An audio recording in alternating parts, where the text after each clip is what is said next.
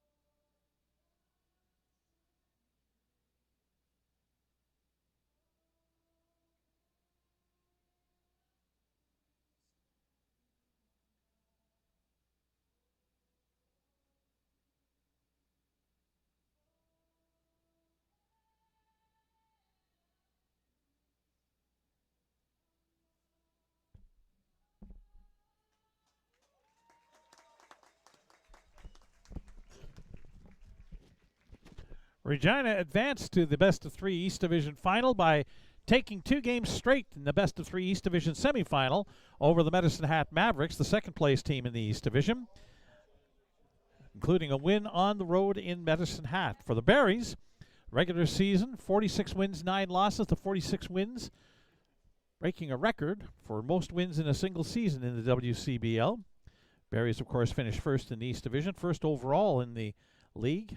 8-2 in their final 10 games, finished with 2 wins to finish off the year. 25-3 at Next Gen Patch at Cairns Field. And of course, they advanced by winning games 2 and 3 of a best-of-3 East Division semifinal series against the Moose Jaw Miller Express. That series winding up with the epic 16-12 10-inning game last night. So here we go, ready with Game 1 of the best-of-3 East Division Final. The Berries and the Regina Red Sox. Your umpires for tonight, same 3 guys as last night for Game 3 against Moose Jaw, except in different spots. Scott Mostaway is the home plate umpire tonight, Scott Mills at first base, and Trevor Drury, the crew chief, is at third base. Taking a look at the Berries defensively, pretty much the same as it was last night. In fact, it is exactly the same. What am I talking about? In the outfield from right to left, in right field it's Ethan Murdoch. In center field is Carter Beck. The left fielder is Jalen Freeman. Around the infield from left to right, Mason Rell is at third base. Nathan Houston is the shortstop. A.B. Medina at second base, and at first base, Ethan Menard. Balin Sorensen is the catcher. The pitcher is different tonight for the Berries. Diego Quinones is the starting pitcher for the Berries. Diego Quinones has not pitched yet in the postseason. During the regular season, Diego Quinones made 10 appearances, 8 of them starts, had a record of 3 wins, no losses, a 4.25 earned run average. Quinones pitched 36 innings, gave up 38 hits, 22 runs, 17 of them earned, struck out 23, and walked 12. Diego Quinones is from Las Cruces, New Mexico, coming off his senior year at Weber International. A right-handed pitcher, and he is 5'10" and 190 pounds, wearing 51 on his jersey. He's pitched in more than just Weber International. He pitched his first 2 years of college at Luna Community College in Las Vegas, New Mexico. Pitched a junior year at Ottawa University in Ottawa, Kansas, and then with Weber International and Weber International University in Babson Park, Florida. He'll face a Regina order that will start off with Raphael Jackson, right fielder, followed by Zaid Brannigan, the second baseman, and Matthew Fox, the shortstop, here in the top of the first inning. Quinones waiting for the play ball command from Scott Mostaway. He gets it. And the best of 3 East Division final is underway. First pitch is outside at 6:01 on Sunday evening, August the 10th. Jackson 3 for 11 in the playoffs. .273 average. He has a home run and 2 runs batted in. He fouls a pitch back to the screen. 1 ball, 1 strike. Zaid Brannigan, second baseman, on deck. Jackson back into the left-hand batter's box. Raphael Jackson from the Virgin Islands. Line drive into center field. That'll drop for a base hit. Taken off the second hop out there in center field by Carter Beck and returned to the infield. So a good start for the Regina Red Sox. Raphael Jackson with a leadoff single. Zaid Brannigan, the second baseman, coming up. Brannigan 3 for 9 in the playoffs, .333 with an RBI.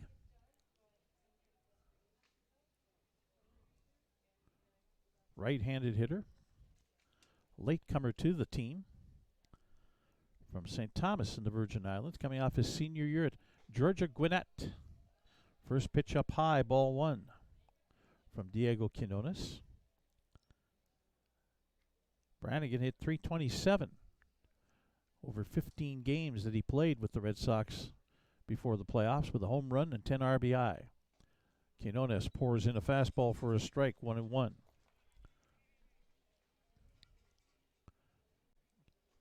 Quinones, during the regular season, faced Regina on 3 different occasions. All popped up in the air. Second baseman Abia Medina, in on the infield grass, will make the catch for the first out. It'll bring up the shortstop Matthew Fox. Fox 3 for 9 in the playoffs, hitting .333. Does not have a home run or an RBI as of yet. Fox from Huntington Beach, California, coming off his freshman year at Golden West Community College. Hit .330 during the regular season with 8 home runs and 47 runs batted in. Raphael Jackson looking to go at first base. Fox hits it right back at Quinones off his glove. Nathan Houston can't make the play at first. Beating it out is Matthew Fox.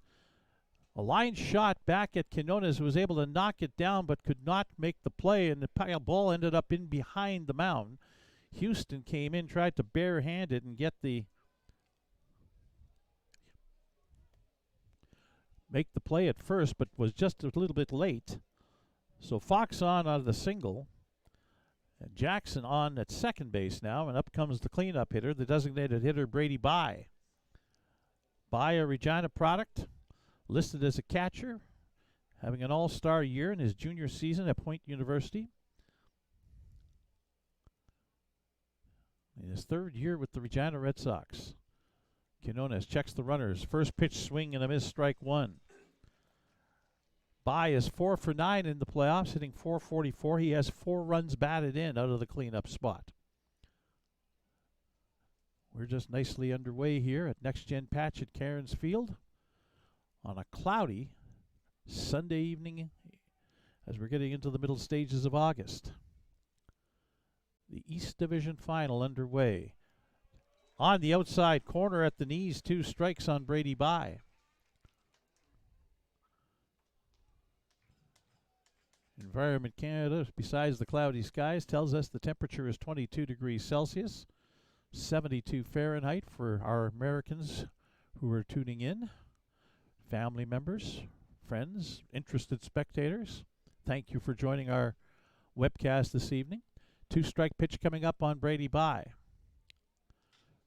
On the ground towards first, Menard knocks it down. It's into the outfield. That'll allow Raphael Jackson to come around to score as the ball is retrieved in short right center field, and around to third base is Matthew Fox. Regina opens the scoring. Another infield hit essentially for Brady Bye and the Regina Red Sox. 2 of them back to back that bring in a run. So now it'll be the third baseman, Jalen Myers, and the first time that the Berries will have a chance to see Myers in action. He's 1 for 3, played in Game 2 of the opening round series against Medicine Hat. First pitch from Quinones is in for a strike.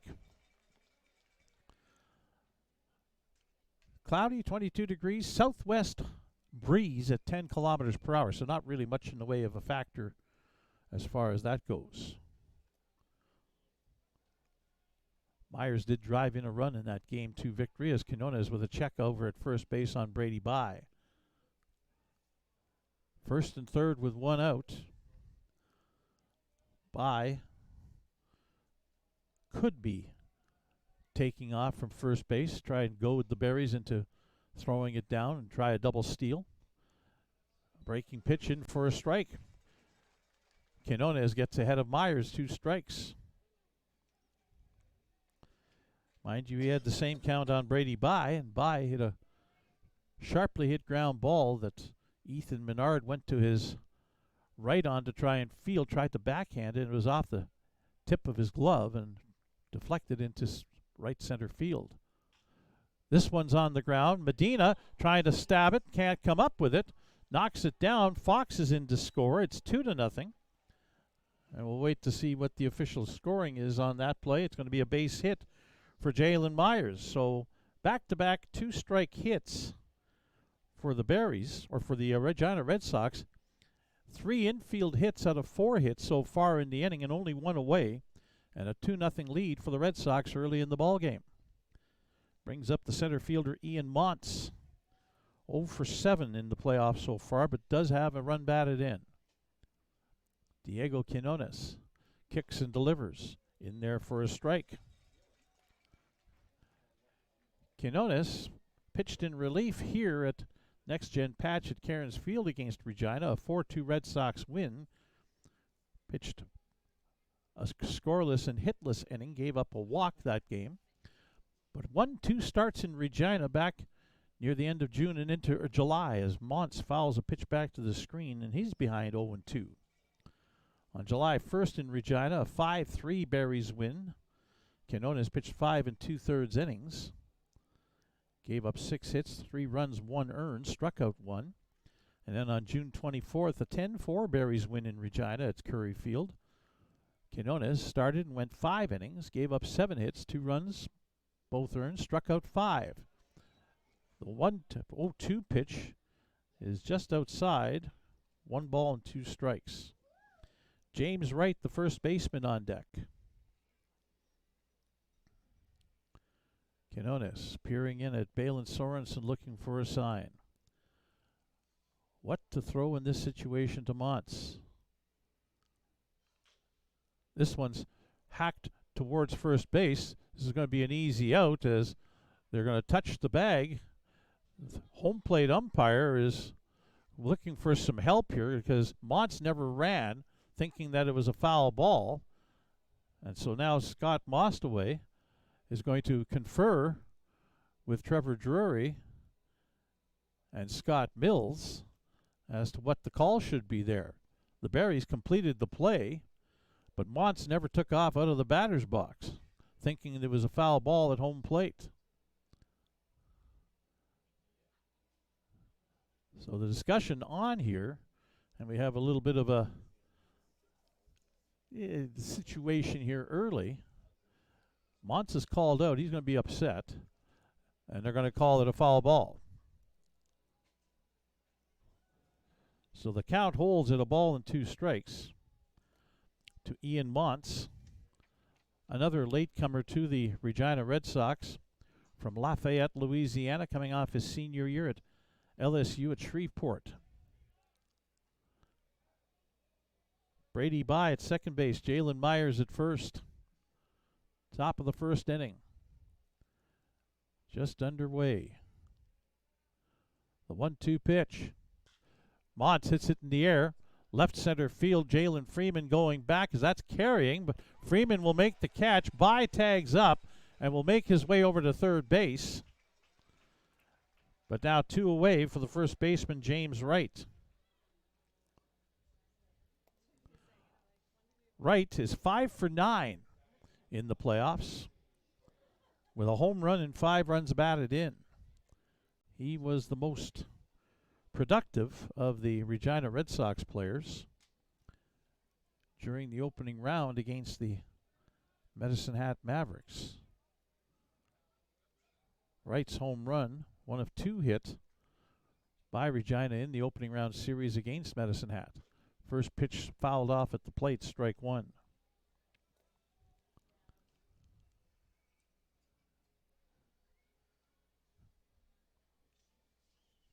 James Wright hit .317 during the regular season with 23 runs batted in. He's listed as a catcher. So is Brady By, and the actual catcher tonight for Regina is the on-deck hitter, Daniel Castellanos.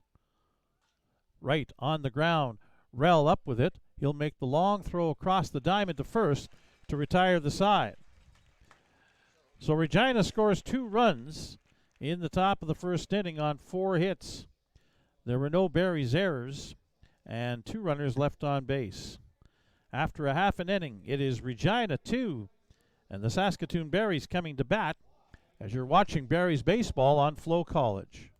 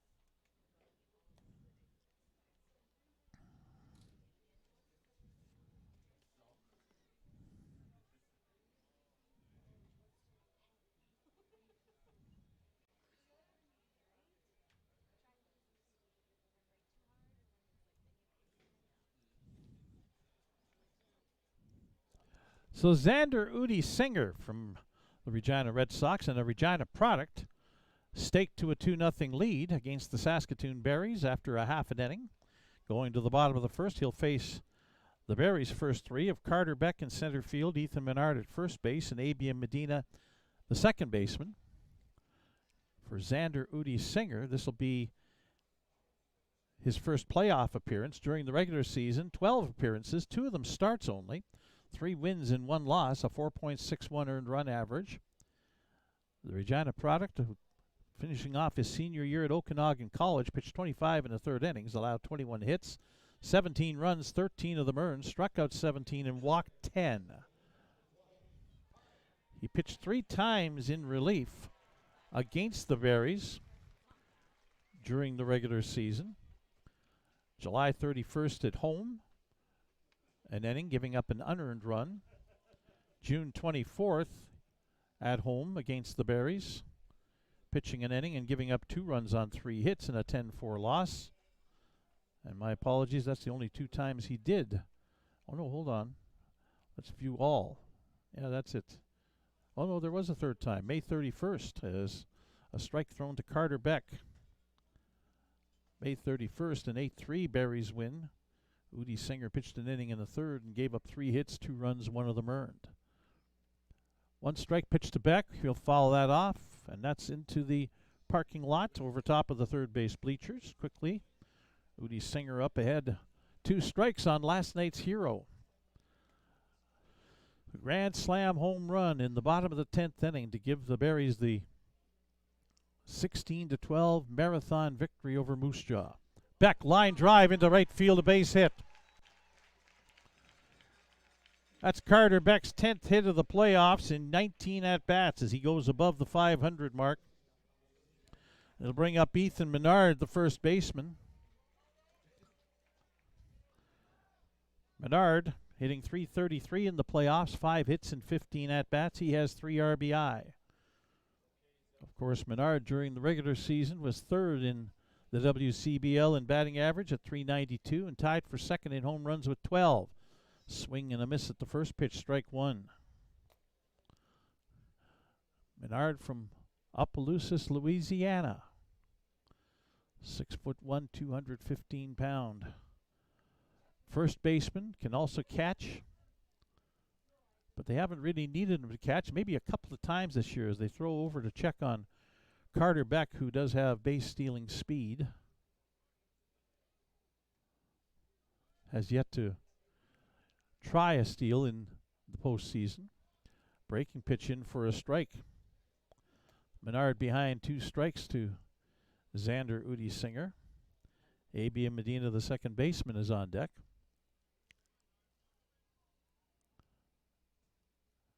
Two-strike pitch coming. Now they throw and they've got Beck picked off.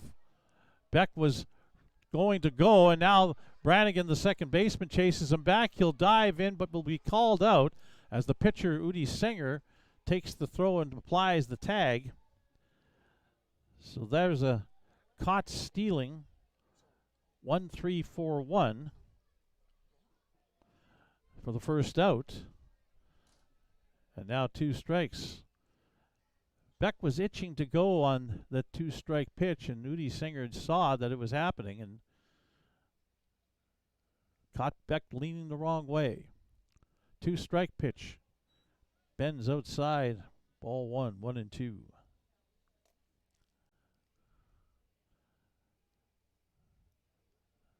Shakes off a pitch, does the third-year member of the Red Sox. Now Menard hits this one high in the air. Straightaway center field, back onto the warning track, and making the catch is Ian Montz for the second out. That ball goes anywhere towards left or right center field. It's out of here. But instead to the deepest part of the park, which is 400 feet to straightaway center. And Ian Mont's able to go back and make the catch. So up comes A.B. Medina, who is 5 for 14 in the postseason with 1 RBI.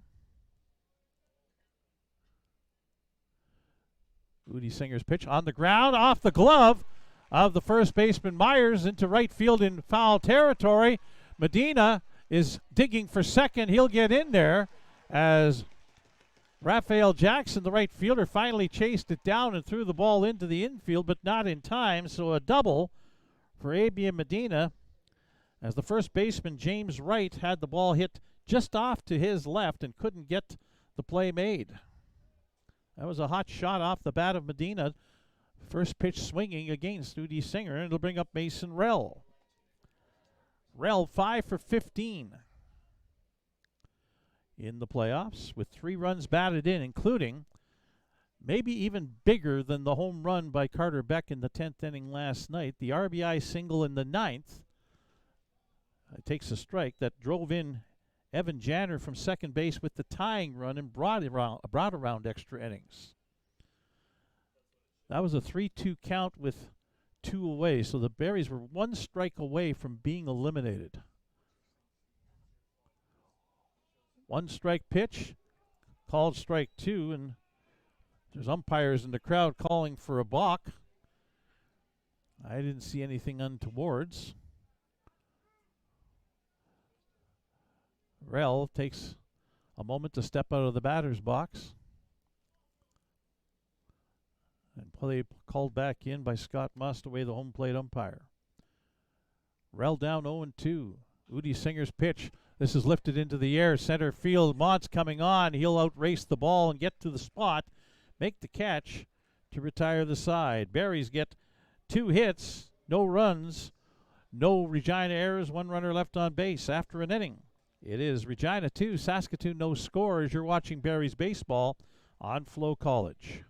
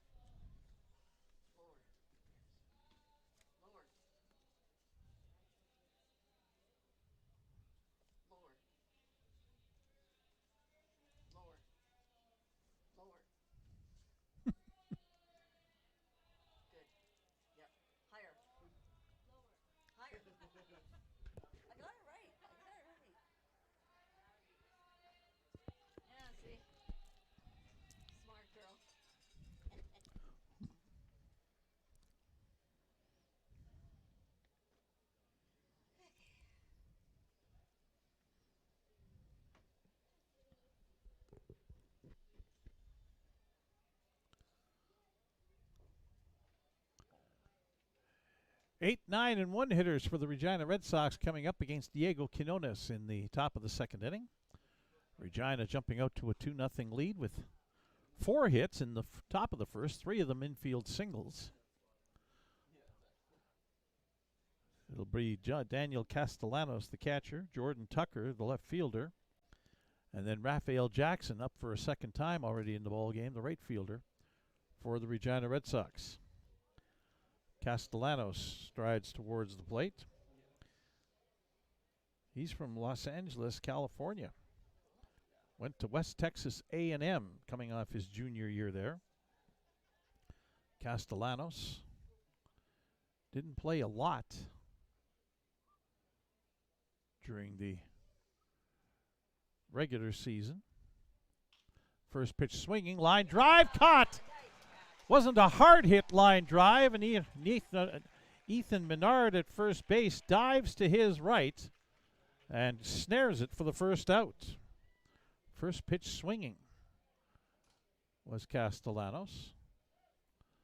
Brings up Jordan Tucker, the left fielder. Tucker 1 for 7 in the playoffs. Quinones kicks and fires, and a slider in for a strike.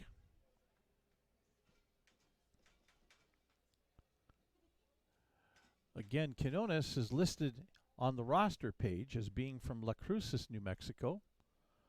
Down low 1-1. But on the Jumbotron, it says Sierra Vista, Arizona. Maybe there's a winter residence and a summer residence. Who knows? Somebody will probably let me know at some point in time, because I've asked this before. 1-1 pitch is in for a strike. A good fastball from Quinones. 1-2.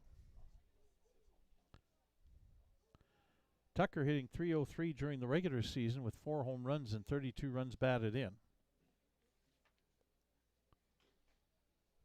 Fouls it off, stays alive at 1-2. Jordan Tucker is from Detroit Lakes, Minnesota. No word of an alternate residence for him or a difference. Coming off his sophomore year at Rogers State.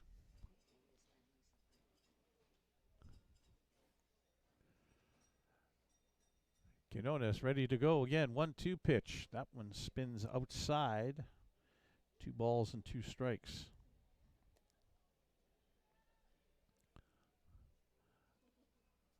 Ball got thrown by Quinones into center field, retrieved by ABM Medina, and now Quinones wants a different baseball. As that one got rolled around out on the dirt. I don't know. An old pitcher like myself would love to have an extra little bit of dirt on the ball, make it do some fun things. Fool a hitter. 2-2 pitch. Fouled back to the screen. Count holds at 2-2.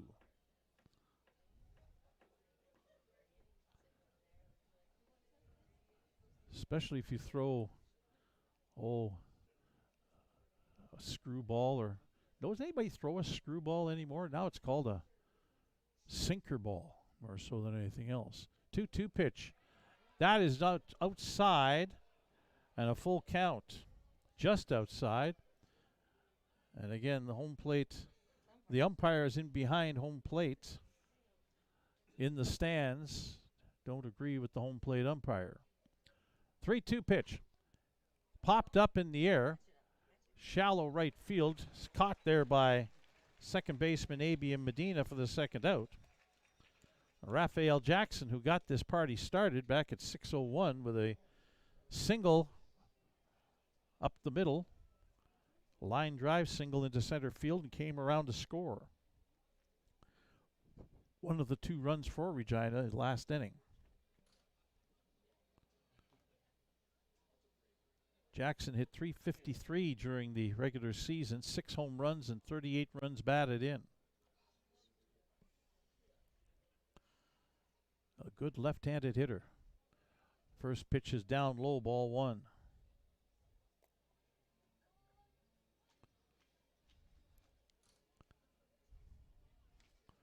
I have to get the calculator on my laptop up, do some fancy math here in a little bit.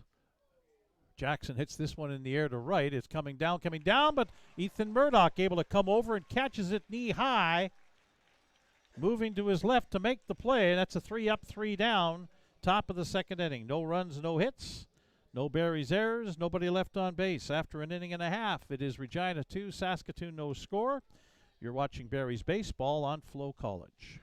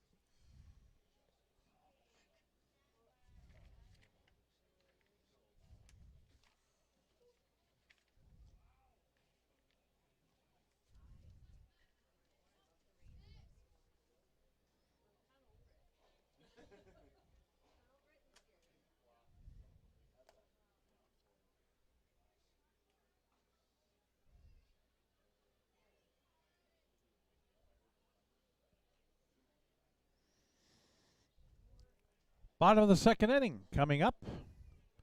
Xander Udi Singer giving up 2 base hits in the first inning, but aided by his own guile, able to pick off Carter Beck, who was all amped up to try and steal second base, and then got picked off by the Regina pitcher.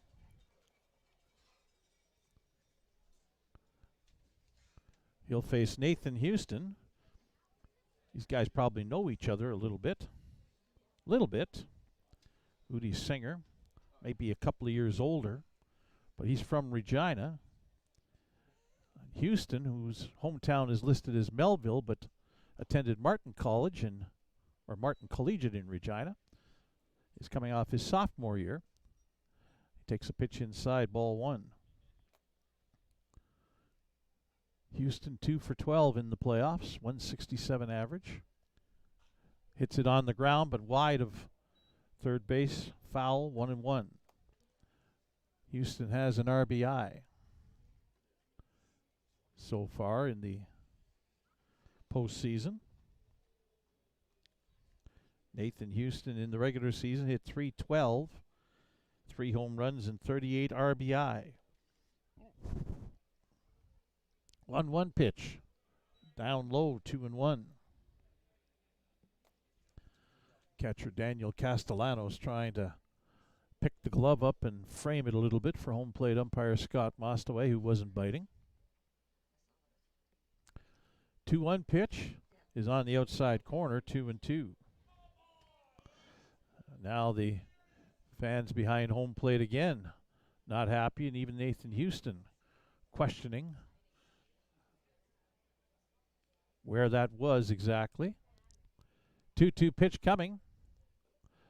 Check swing. They'll appeal it first. Nope, says first base umpire Trevor Drury. Scott Mills is at third tonight. Drury is at first. It was originally said that Mills would be at first base and Drury at third, but now we have a full count pitch coming to Nathan Houston. Fouled off towards the third base Regina dugout. Count holds at 3-2. On deck is Ethan Murdoch. He was the first guy to touch the plate last night in the bottom of the 10th inning on the grand slam home run by Carter Beck, so he actually scored what turned out to be the winning run. Houston with a little pop-up in the infield. Zaid Brannigan will make the catch at second base for the first out. So now Murdoch, 4 for 12 in the playoffs, .333. Hit a home run last night as well. 2-run shot in Game 3 against Moose Jaw. Has 5 RBI total in the postseason.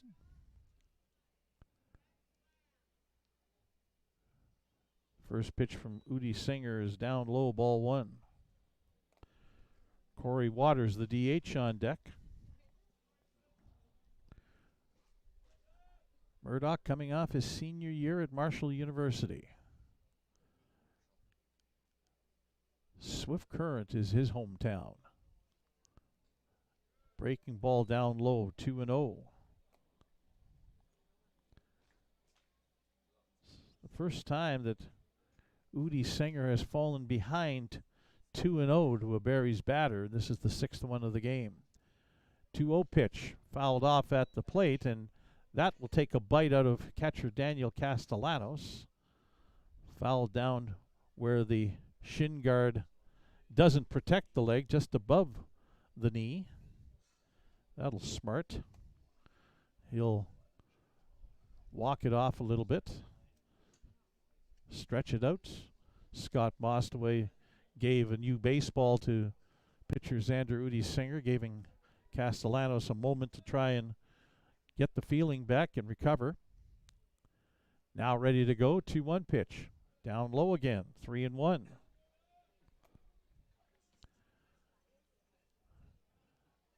Barry's had 22 hits last night in that 16-12 10-inning win over Moose Jaw. They've got 2 already tonight, and that is up and away, ball 4. So Murdoch will trot on down to first with the free pass. They'll bring up Corey Waters. Waters is 5 for 15 in the postseason, .333 with 5 runs batted in.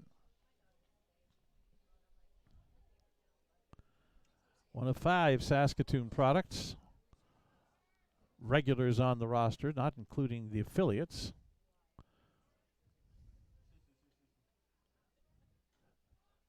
At the knees, a strike. First pitch from Xander Udi Singer. Those affiliates, all part of the Saskatoon Cubs or other teams that are now picked them up to play with the Cubs that will represent Saskatchewan at the National Under-18 Championship in Fort McMurray next week. Fouled off at the plate, 2 strikes. On Waters, he falls behind. Balin Sorensen, the catcher, on deck.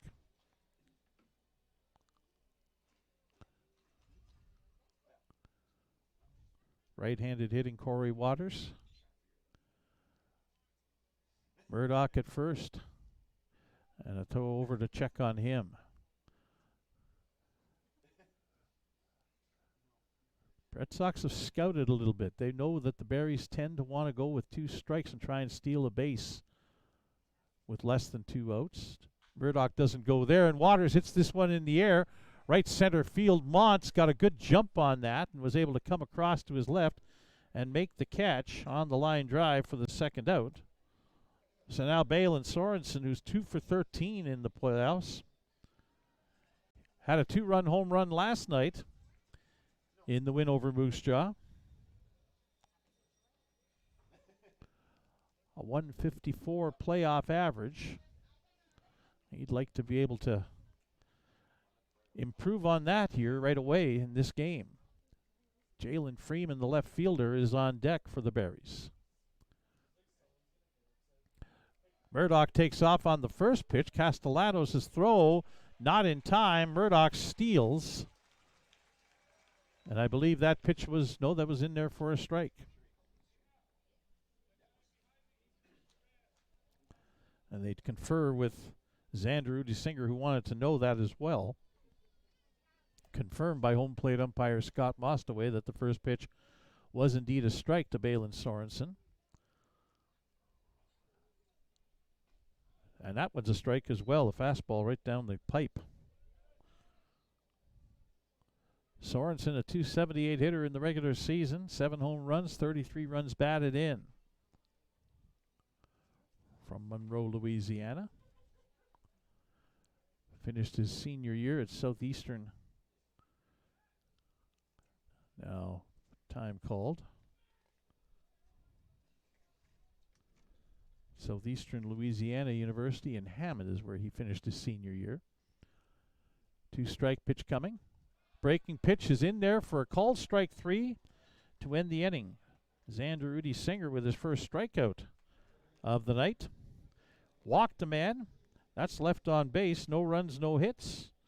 No Regina errors. 1 runner left on base. After 2, it's the Red Sox 2 and the Berries no scorers. You're watching Saskatoon Berries baseball on FloCollege.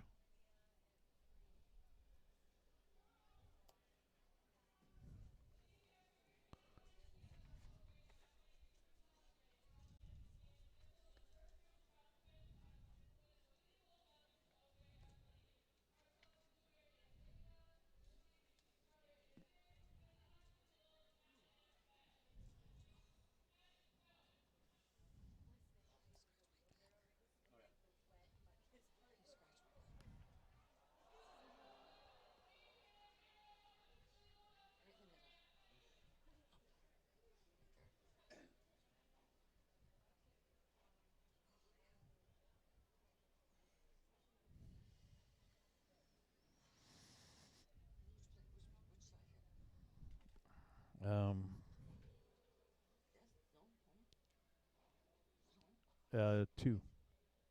2 for there, yeah. That's what you're good now. Ready to go at the top of the 3rd inning here at Next Gen Patch at Cairns Field.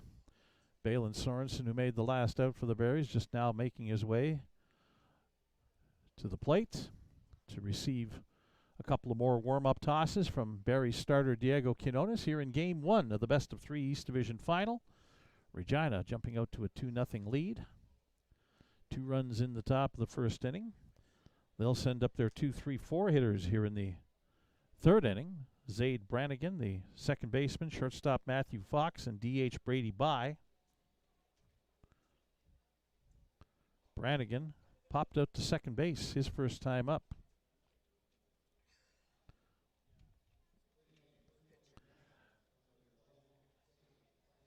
Including the regular season and the playoffs, Brannigan's on a modest 3-game hitting streak, 4 for 11.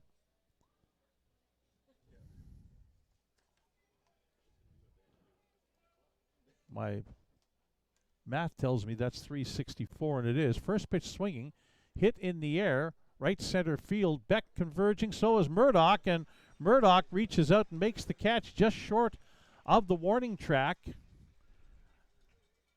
for the first out. Well hit by Brannigan. Split the outfielders, and it was Murdoch, the right fielder, who came over as Beck was playing Brannigan over towards left. Matthew Fox singled and scored back in the 1st inning. Mentioned hitting streaks. He's upped his to 9 games with that 1st inning infield hit. Quinones pours in a strike with the first pitch to him. Fox in the regular season hit .330 with 8 home runs and 47 runs batted in. This is a base hit into right field. It'll get to Ethan Murdoch on 2 hops. 5th hit of the game for Regina. It'll bring up the designated hitter, Brady Bye, who singled and drove in Raphael Jackson with the first run of the ball game.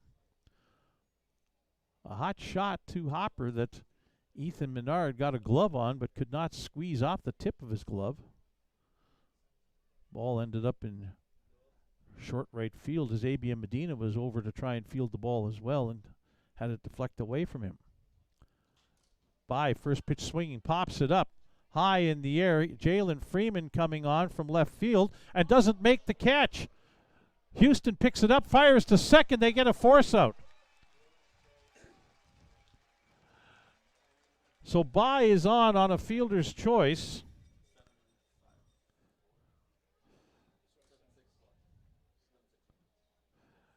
Left fielder Freeman coming on. Nathan Houston, the shortstop, was out as well. Freeman called him off and couldn't make the catch. And Houston was right there, picked the ball up and fired into second base to ABM Medina covering to force Fox for the second out. Now first pitch strike to Jalen Myers, who also had an infield hit. That brought home Matthew Fox back in the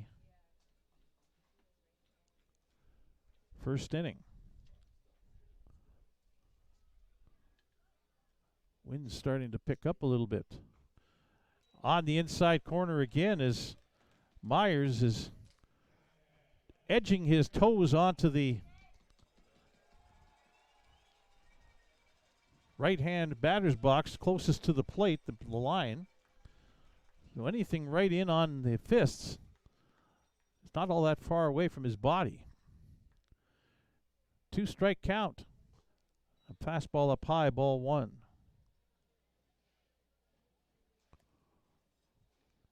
Center fielder Ian Montz on deck.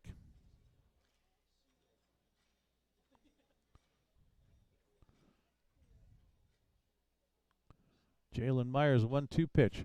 Pops it up. Foul ground. Menard giving chase, but he won't get there as that ball lands in no man's land. Nobody could get to it. Neither could Medina, the second baseman, or the right fielder, Ethan Murdoch. So the count holds at 1-2 on third baseman Jalen Myers, who hit .294 in the regular season with 2 home runs and 9 RBI.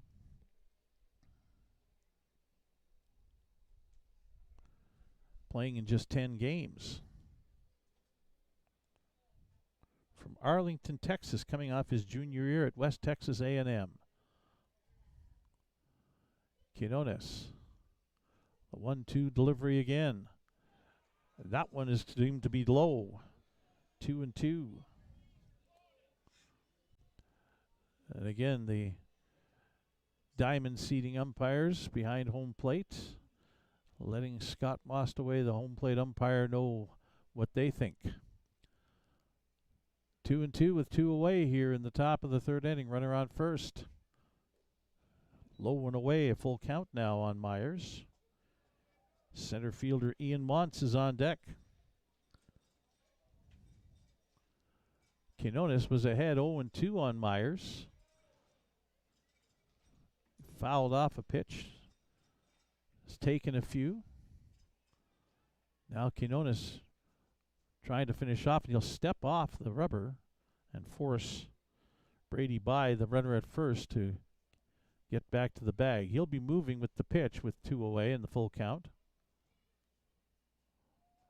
There he goes. Myers off of Quinones at the mound, and the ball dies on the infield grass. That's another infield hit for Jamal Myers. By stops up at second base, first and second with 2 away, and Ian Montz coming to the plate.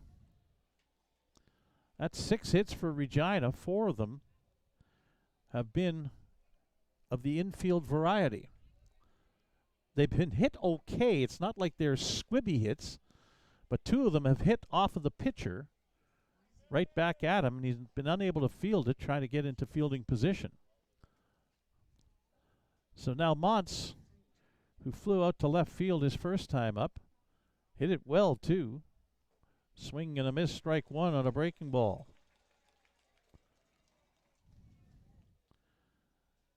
Ian Montz struggled in his last number of games, 5+ games. He's now 1 for 16 with an RBI. Left-handed hitter. Quinones looking at the runner at second, Brady by. Montz hits this one. It is hooking and it is fair down the right field line. Into the corner, off the fence. In and around to score is by. Turning around third and heading for home and sliding in safely is Jamal Myers. And the throw gets away from third base where Montz had gotten a triple. He'll come in and score as well. And that ends up being like a 3-run home run for the Regina Red Sox as they now have a 5-0 lead on the Saskatoon Berries. The throw to third base got away from Mason Rell, and nobody was backing up. And so Mont's able to get up and score on the error.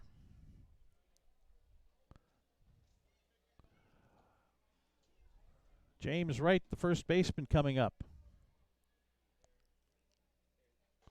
First pitch up high, ball one. 2 RBIs for Ian Montz as he cracked that one down the right field line. A strike to James Wright, who grounded out to the third baseman, Rell. Dallin Rood up and starts throwing down the right field line for the Berries. 1-1 pitch. Changeup swung on and missed. Strike two, 1-2. Catcher Daniel Castellanos is on deck for the Red Sox, who now have jumped out to a 5-0 lead on the Berries. Just low, 2-2. That has been pretty consistent from home plate umpire Mostaway. 2-2 pitch. Hit in the air, left field. Jalen Freeman, though, a few steps to his left, is there to make the catch to end the inning. But 3 runs for Regina on 3 hits. There was 1 Berries error and nobody left on base. After 2.5, it is the Saskatoon Berries trailing the Regina Red Sox 5-0. You're watching Berries baseball on FloCollege.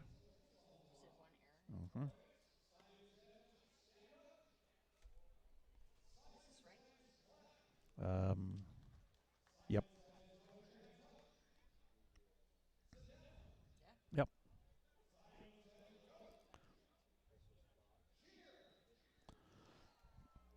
Just one thing.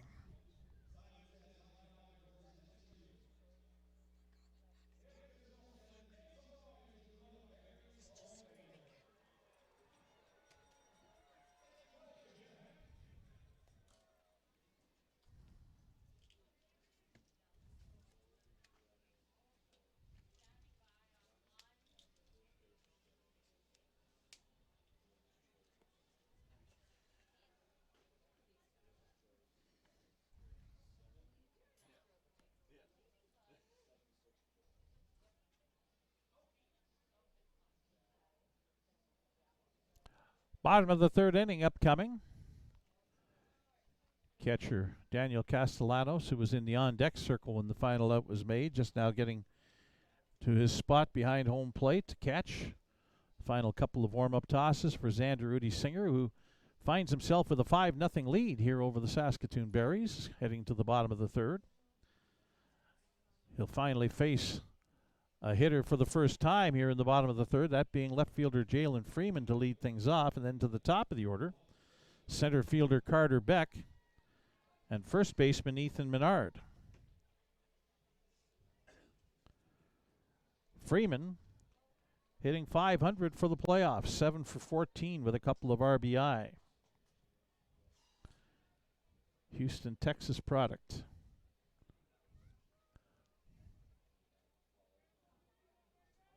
Finished off his collegiate career at Eastern New Mexico. First pitch inside for a ball.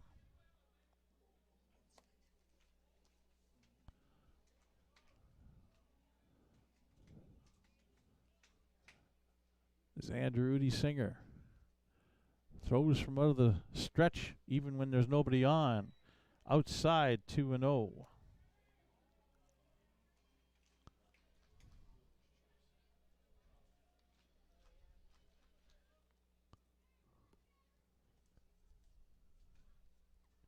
Slow moving, slow working, fouled back to the screen, 2-1. Udi Singer had thrown 29 pitches unofficially through the first couple of innings.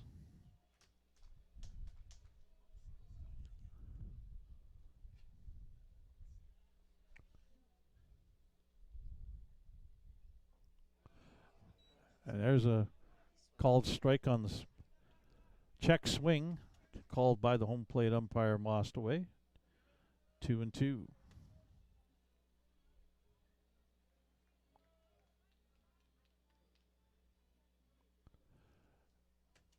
2-2 pitch upcoming to Jalen Freeman. Outside, full count. That looked close. But no dice, says Mr. Mostaway. Top of the order upcoming for the Berries for the second time. 3-2 pitch is up high, ball 4. A leadoff walk for Jalen Freeman. During the regular season, stole 17 bases in 21 attempts. Down 5. My thought right now would be maybe to hold off on the running game and just get, although who listens to me, he's off on the first pitch, the throw down. Not in time. Freeman steals second right away as the first pitch was low and away, ball 1 to Carter Beck, who singled in the bottom of the first inning but got picked off.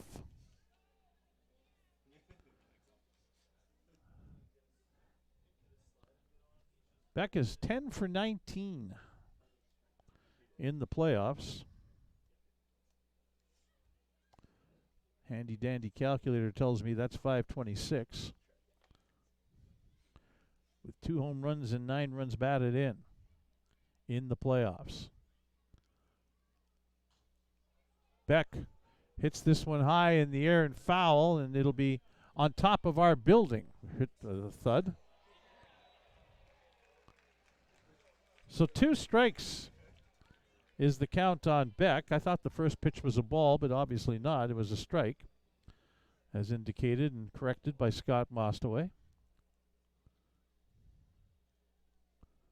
Beck, during the regular season, hit .385 with 9 home runs and 43 runs batted in. He was 5th in the league in batting average. Now Udi Singer kicks and steps off the mound. Forces Freeman back to the bag at second. Conversation with shortstop Matthew Fox, who's trying to keep him close. 2-strike pitch. A breaking ball is down in.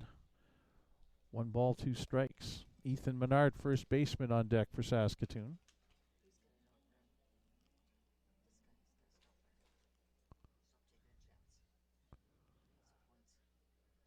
Udi Singer comes set.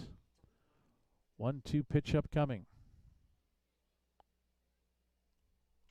Beck hits it on the line to right field.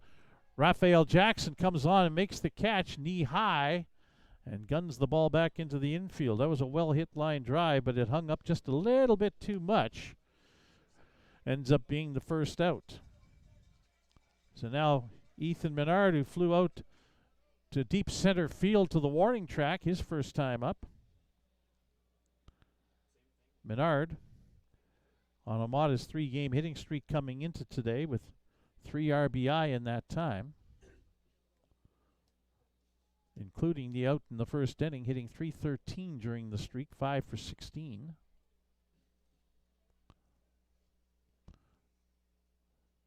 Check swing.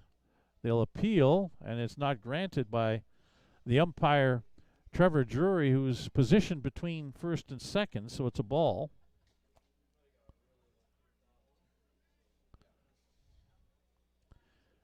Second baseman Abia Medina is on deck. Udi Singer kicks and delivers 1-0 pitch. That's down low, 2-0.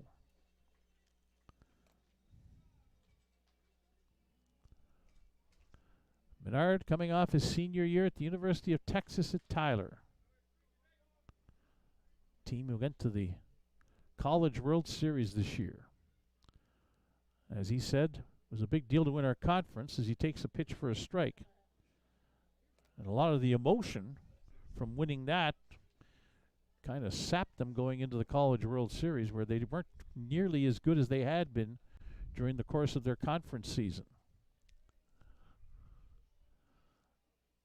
He's had a good summer here in Saskatoon. 2-1 pitch. Fouled off at the plate, and again takes a bite out of the catcher Castellanos. As he slams the mask onto his shin guards, taking it off and saying, yikes, I'm not enjoying myself back here too much. 2-2 the count on Menard. ABM Medina on deck. Leadoff man Jalen Freeman on second after a walk and a stolen base. Barry's down 5 here in the bottom of the third. Game 1 of the East Division final in the Western Canadian Baseball League. Udi Singer checking the runner. Breaking pitch down low. Full count to Menard.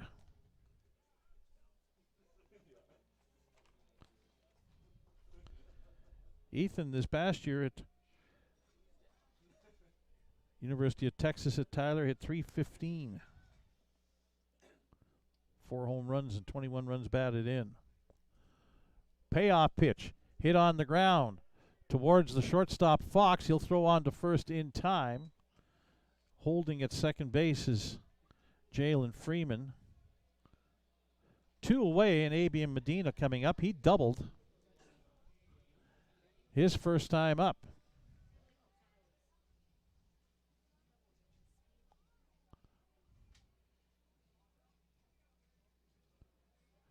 A ball hit down the first baseline that James Wright, the first baseman, got a glove on but could not keep in front of him. It squirted by into foul territory in right field, and Medina was able to chug into second base.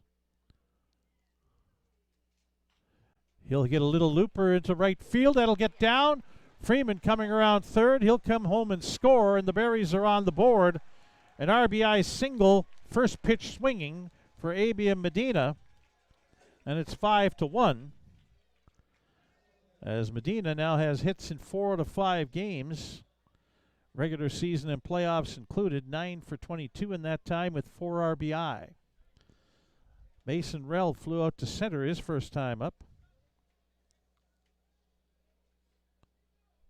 Rell in the regular season hit .335 with 4 home runs and 39 runs batted in.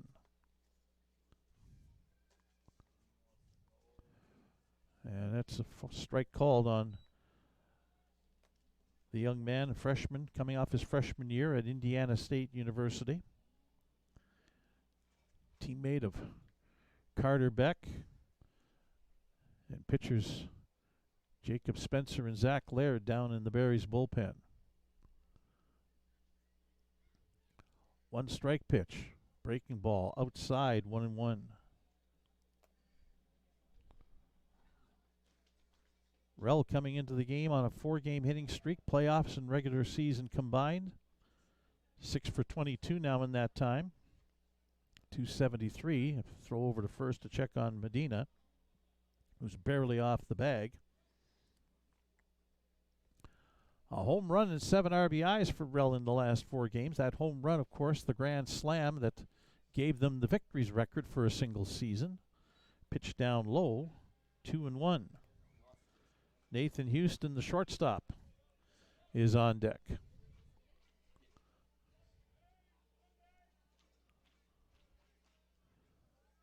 Rell from West Bend, Wisconsin. Medina, big secondary lead. Rell puts a charge into this one. Left field, going back. It's over the head of the left fielder. Medina didn't know if it had been caught or not. He had slowed down. He comes around third and will score on the double off the bat of Mason Rell. Left fielder Jordan Tucker went back, reached up, just short of the fence and had the ball go over his glove, and Medina kind of slowed up heading towards third base thinking that the ball had been caught, but in fact it had gotten over Tucker's head, and Chance Wheatley, the third base coach, is waving madly, come on home, and he did. Rell with an RBI double. That's 5-2 and brings up Nathan Houston, who popped out to the second baseman Zaid Brannigan, leading off the second inning. Rell putting that sliding glove on. In the process of doing so, as the first pitch to Houston is at the knees for a strike.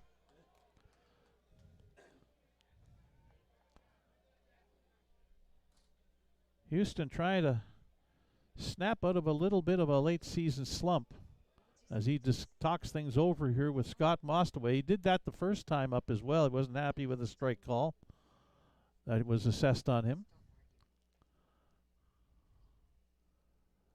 Here's the one strike pitch. Down and away, ball one. Houston's 2 for his last 13 over his last 3+ games.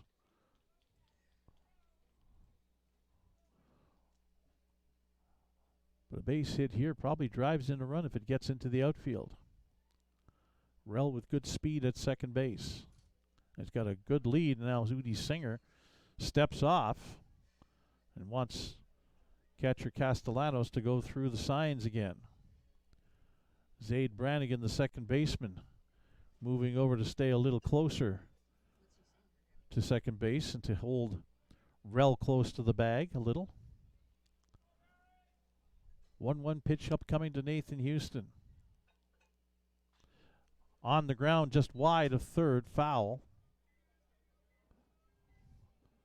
Ball in the left field Regina bullpen where nobody is right now. 1 ball and 2 strikes on Nathan Houston. 2 away here in the bottom of the third inning, 2 runs in.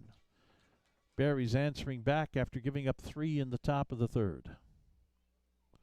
Dallin Rood continues to throw down the right field line for the Berries in the bullpen. Low and away with a breaking pitch, 2-2. Diego Quinones has unofficially thrown 49 pitches through 3 innings as the starter tonight for the Berries. Not sure if he'll be back out for the top of the fourth or not. As Rood stops throwing for the moment, he might be ready to go and available to head coach Joe Carnahan. 2-2 pitch. Houston line drive. That's over the head and fair down the third base line into the corner. Rell will come around to score. Houston will make his way into second as the ball's finally dug out of the corner and returned to the infield. An RBI double for Nathan Houston. That's 3 hits in a row for the Berries, driving in 3 runs, and makes it 5-3. And out comes the Regina Red Sox pitching coach to have a word with Xander Udi Singer. That's Stephen Butts coming out to chat. And we start to see some stirring down the left field line in the Regina bullpen as players that were in the dugout just a few moments ago have made their way out there, and we'll start watching the game from down that way, and maybe somebody will start to throw and warm up. Meeting at the mound is over. Udi Singer had only made 2 starts this year, so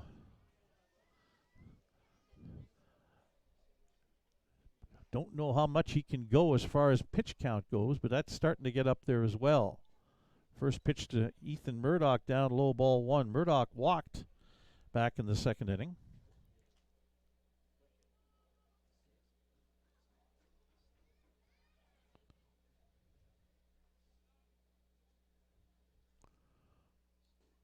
Inside and low, ball 2. Unofficially, his next pitch will be the same number as he had through the first 2 innings, 29 of them for this inning. Runner on second, Nathan Houston. 2 away. Inside, 3-0. Still nobody throwing. Corey Waters is quite likely going to face Udi Singer if Murdoch gets on. 3-0 upcoming. And that's up high and away, ball 4. That's back-to-back walks for Murdoch in back-to-back innings. And now it'll be Corey Waters, who flew out to center field his first time up. 8th batter of the inning for the Berries against Xander Udi Singer, as Regina Red Sox still have yet to have anybody throwing.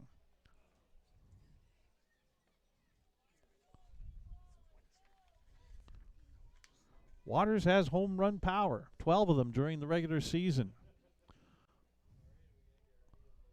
And now it's low with a breaking pitch, ball 1.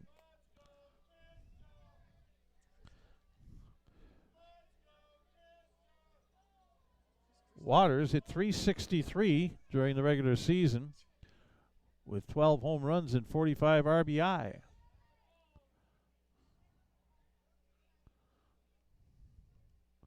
Now taking off for third and not heading to second is Ethan Murdoch. A stolen base for Nathan Houston as Waters takes a strike, 1-1. Udi Singer had thrown 5 straight balls.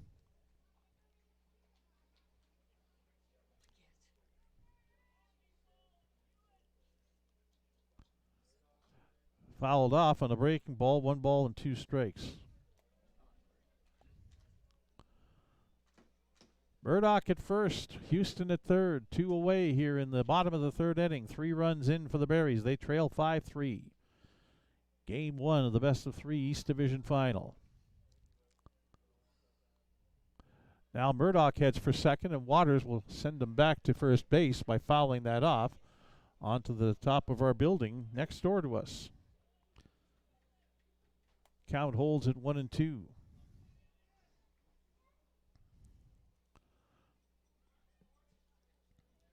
Balin Sorensen on deck.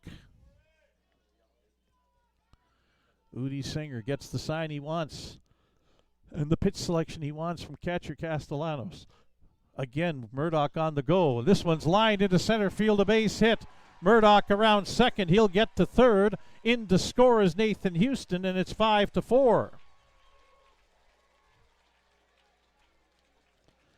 RBI Corey Waters, his 6th of the postseason. And only now is there somebody actually starting to throw down the left field line, and gently at that.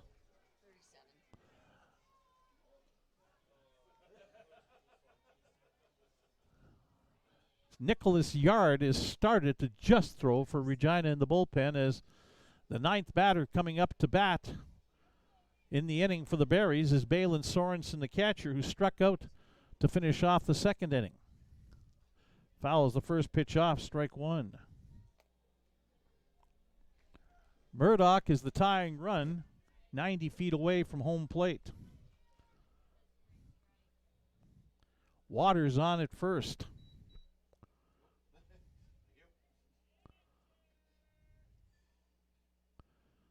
One strike pitch upcoming to Sorensen.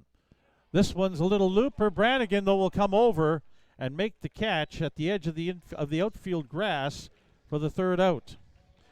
But the Berries score 4 runs in the bottom of the 3rd inning, and they do it with 4 hits. There were no Regina errors and 2 runners left on base. After 3 innings complete, it's Regina 5, Saskatoon 4, as you're watching Berries baseball on FloCollege. Pitching change.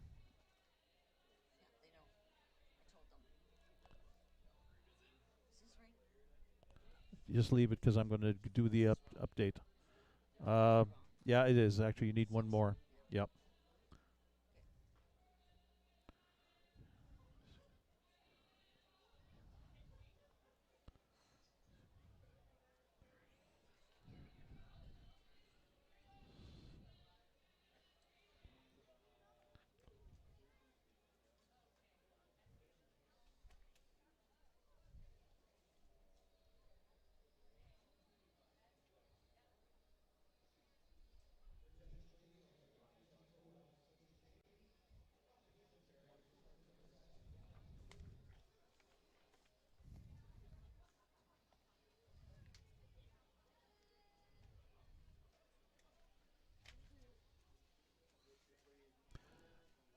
Your unofficial line score through 3 innings of play in Game 1 of the best-of-3 East Division Final for the Regina Red Sox: 5 runs on 7 hits. They have not committed an error. They've left 2 runners on base. And for the Saskatoon Berries, they have 4 runs on 6 hits. They've committed 1 error, and they've left 4 runners on base. As we head to the top of the 4th inning, the Berries are going to make a pitching change. Dallin Rude coming into the ball game. Rude from Munster, Saskatchewan, coming off his freshman year at Colby Community College. A 6'1", 170-pound right-hander will come in to pitch for the Berries here in the top of the 4th inning. We'll give you some numbers on Rude during the playoffs and during the regular season as he gets set to face Regina's 8-9-1 hitters. Daniel Castellanos, the catcher, will be the first man up to face him as the first pitch hits him. And so Regina gets the leadoff man on, courtesy of a hit batsman. Brings up the left fielder Jordan Tucker, who popped out to the second baseman.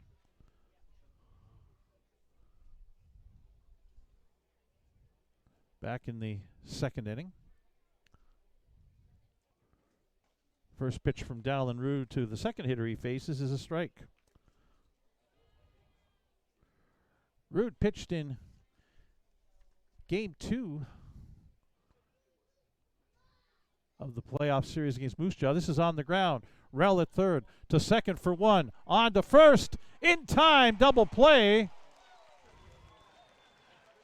Tucker thought that Menard's foot came off the bag as he reached up to grab it, but the first base umpire, Trevor Drury, with the call, a double play, around the horn double play, and quickly the hit batsman is erased. Rude pitched in Game 2 of the Moose Jaw series, 2/3 of an inning, allowed 1 hit. During the regular season, Dallin Rude made 13 appearances, all in relief, as Bry Pathakos, the head coach of the Regina Red Sox, went out all the way to beyond first base to plead his case about the fact that Menard's foot came up off the bag on the relay throw from second baseman Abian Medina, and of course he got absolutely nowhere with that argument, as you might expect.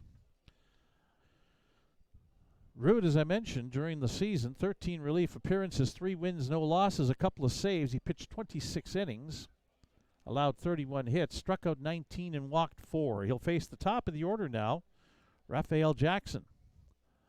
And that 3/4, almost sidearm delivery of Rude produces a strike in the first pitch.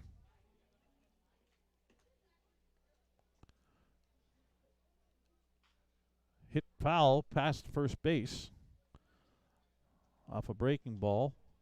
Quickly Rude ahead of Jackson, 0-2. Raphael Jackson singled and scored in the first inning, flew out to right in the second. He's on a modest 5-game hitting streak, including the playoffs and the regular season. 9 for 20, or a .450 average, with a home run and 5 RBIs for Raphael Jackson. 2-strike pitch, hit in the air, right field. Ethan Murdoch, hardly moving, will make the catch to finish off a 1-2-3 top of the 4th inning. No runs, no hits, no Berries errors, nobody left on base.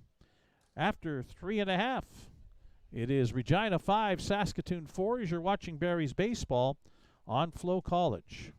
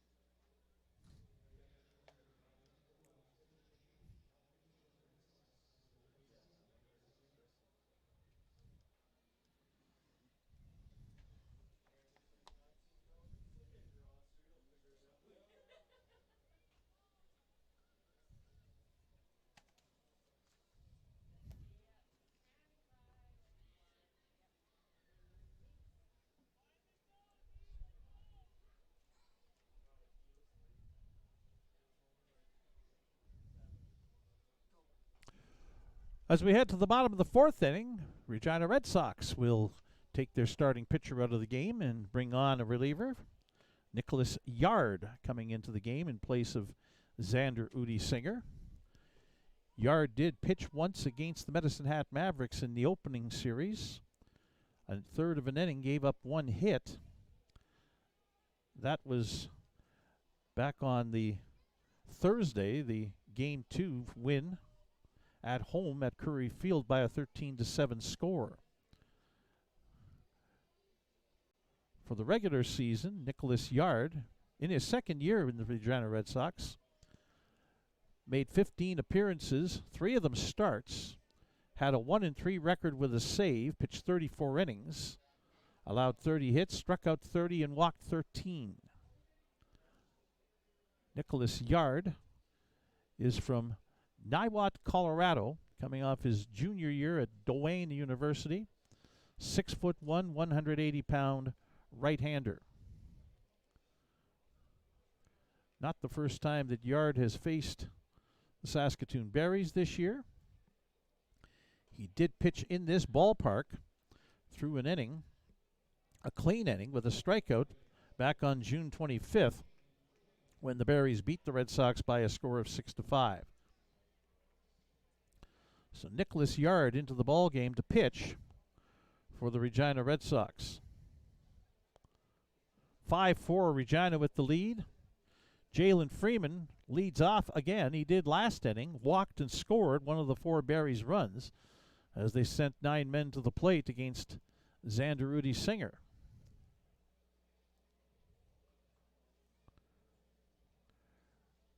Including the 3 games against Moose Jaw and the last game of the regular season, Freeman comes into tonight on a 4-game hitting streak, 9 for 18 with a home run and 5 RBI in that time. Left-handed hitter against the right-handed pitching Yard, whose first pitch fastball is in for a strike.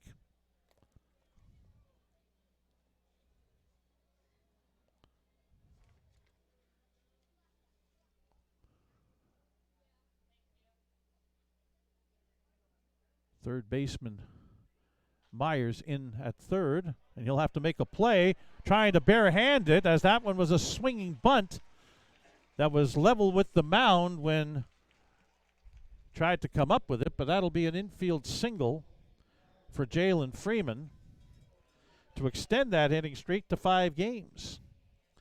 Leadoff man on and top of the order, and Carter Beck to the plate. Beck singled in the first inning, flew out to right in the third. He, Ethan Menard, and Balin Sorensen were not part of the 4-run Berry uprising in the bottom of the third inning. Beck, first pitch swinging, sends this one into the party patio area down the third baseline. Foul, strike 1.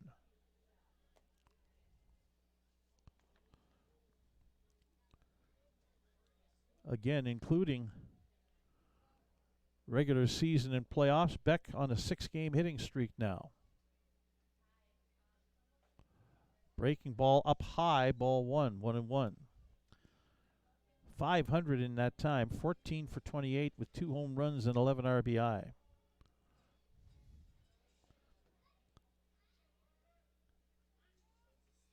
Seven of the 9 position players for the Berries are veterans of this league. Pitch on the outside corner from Nicholas Yard to Carter Beck. It's 1-2.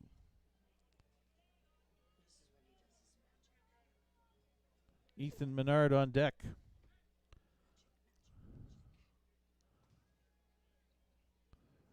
Add in Dallin Rood, who was an AP last year. Beck reaches out, lifts a little looper, but Matthew Fox, the shortstop, will make the catch. Now trying to double him up. An off-balance throw while falling backwards does not get the job done. Beck retired on a pop-out to the shortstop for the first out. Ethan Menard now coming up 0 for 2. He's 5 for 25 against Regina this season, playoffs and regular season combined. One of the 5 hits, a solo home run. That's his only RBI in the season series against the Red Sox. They have pitched him well. Inside, ball one with the first pitch.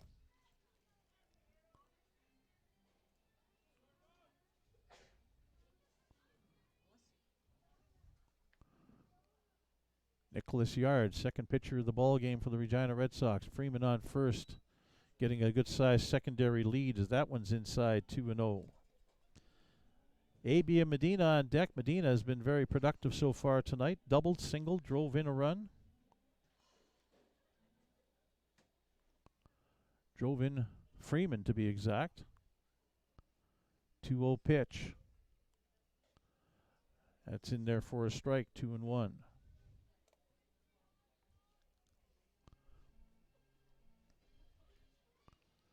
Game 2 in this series is tomorrow night at Curry Field in Regina.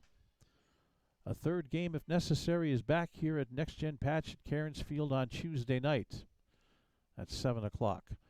Freeman started to go and then put on the brakes. The pitch from Yard to Menard is down low. 3 balls and 1 strike.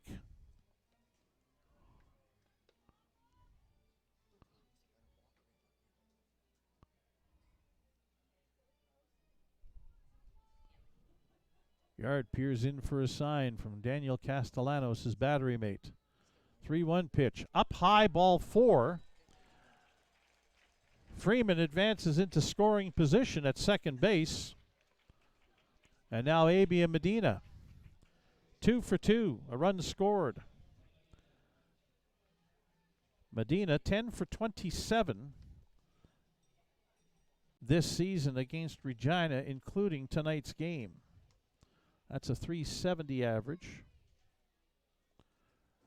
with 6 runs batted in. Second baseman from Ponce, Puerto Rico, coming off his senior year at Texas A&M International. Fouls the first pitch back to the screen, strike 1. Nobody beside me ducked on that, did they? Oh, that screen. Feel pretty safe. It's probably the safest press box that I've been in calling baseball, as far as potentially broadcaster being nailed by a baseball. Foul back. 1 strike pitch. Medina hits it up the middle. It'll get past Fox into center field. Freeman around third. He'll score, and this game is tied at 5-5. 3 for 3, Abia Medina on the night. Ethan Menard stops at second base. 2 RBI for Medina. 1 away, and Mason Rell coming up. Rell doubled last inning. Drove in Medina and extended his hitting streak to 5 games. Rell 8 for 33 head-to-head against the Red Sox this season.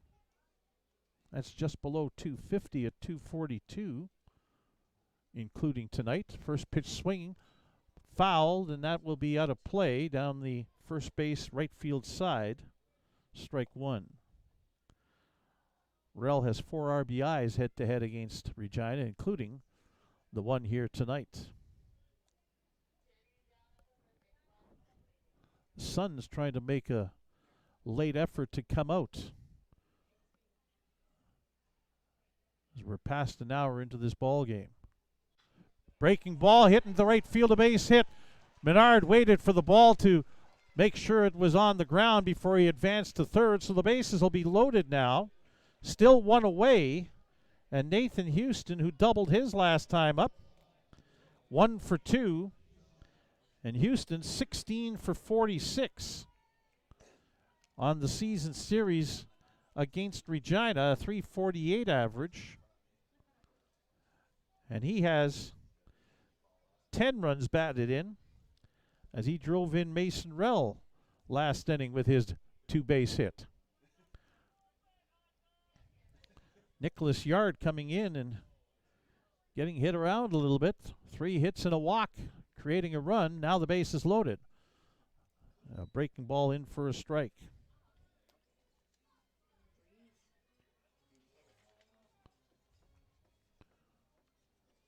Nathan Houston, who would have gotten some satisfaction last night out of being on the right side of the playoff series again between Saskatoon and Moose Jaw.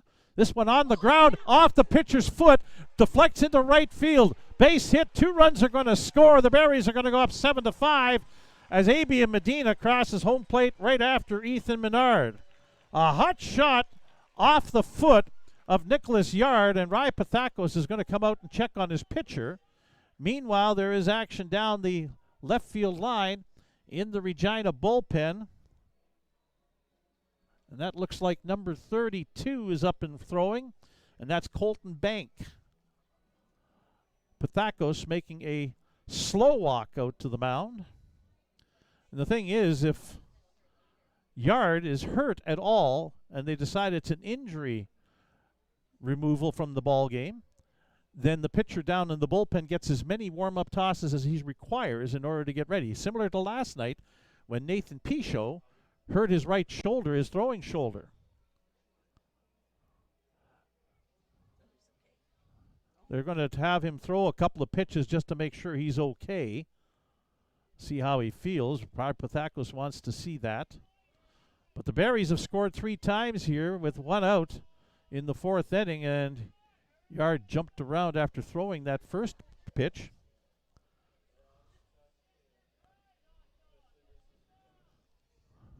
Mason Rell is over at third after that base hit by Houston.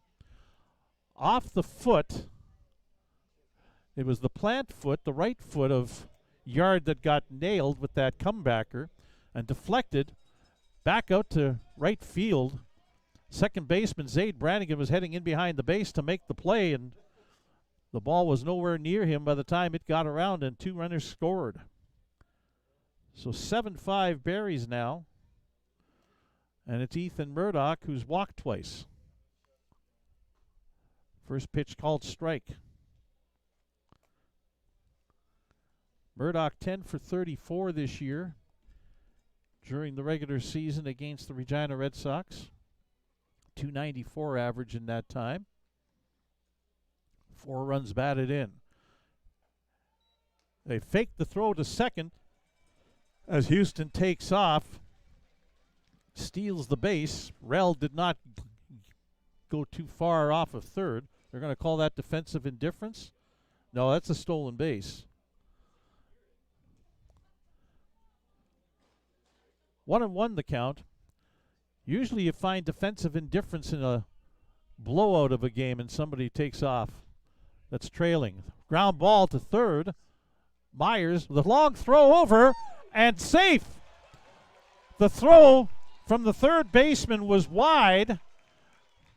Murdoch kind of veered into the off the baseline into the field of play to avoid the tag and was called safe.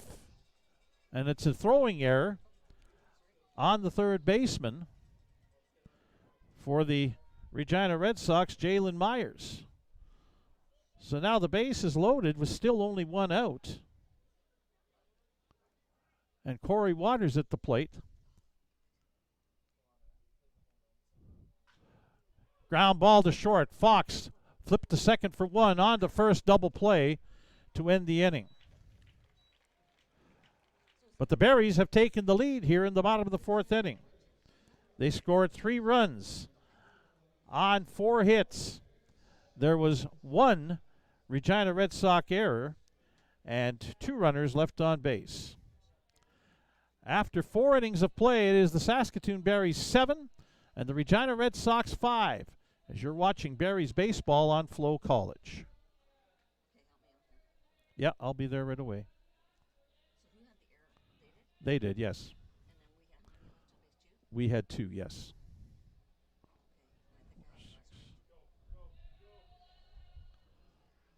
Take off 1 hit. And then, no, just 1. 10 hits. You had 11. Oh, it went twice? Okay.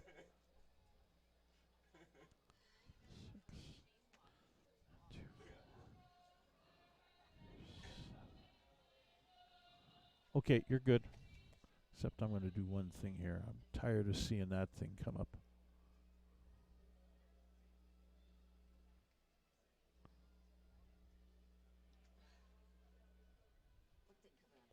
There was a software update thing coming up.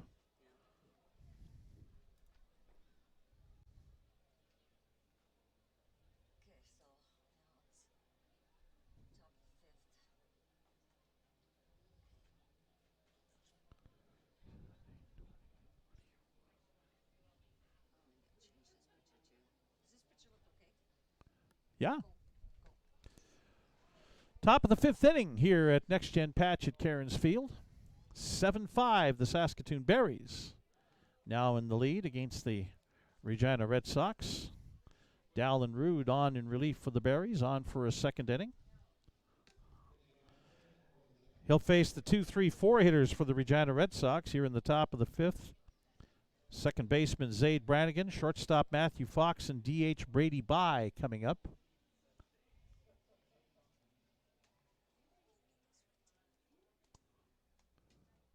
First pitch to Brannigan is a strike. Zaid Brannigan 0 for 2 tonight. 2 for 13 head-to-head against the Berries. Of course, Brannigan only played 15 games and only 3 previous games against the Berries. Pitch down low, 1-1.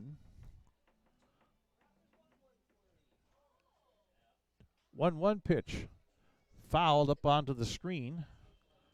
1-2.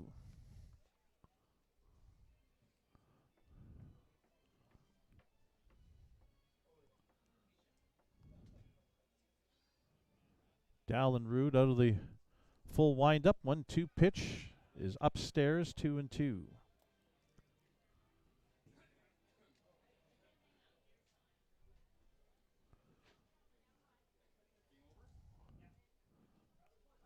Two pitch. Swing and a miss, strike 3.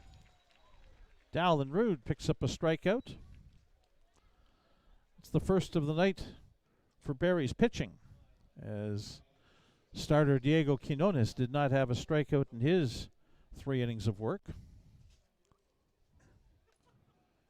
Out west in the Western Canadian Baseball League, Game 1 of the West Division Final played this afternoon, as first pitch up high to Matthew Fox, ball 1. Sylvan Lake wins in Okotoks over the 2-time defending champion Dogs by a score of 7-3. Game 2 in that series is tomorrow night in Sylvan Lake. Swung on and fouled off at the plate, 1-1. Winner of this series and the winner of that series meet in the WCBL's best-of-3 final, starting as early as Thursday. Weather permitting, of course. Fox on the ground. That'll get through into center field for a base hit. He's 3 for 3. Matthew Fox continues to impress, coming off his freshman season at Golden West Community College. A good-looking ball player, though. The prototypical shortstop of today. Tall, lean, athletic. Not like the old days where you were short and fast and fielded the ball well, and that was about it. You certainly didn't hit for average. But you look at a guy like Bobby Witt Jr. with the Kansas City Royals, and you see that type of player in Matthew Fox, as that first pitch fouled into the parking lot down the left field side off the bat of Brady Bye, 1 strike.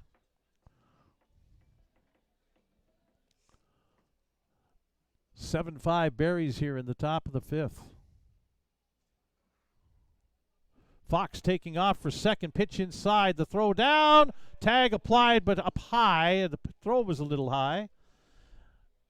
Ball 1, 1-1, and a stolen base for Matthew Fox.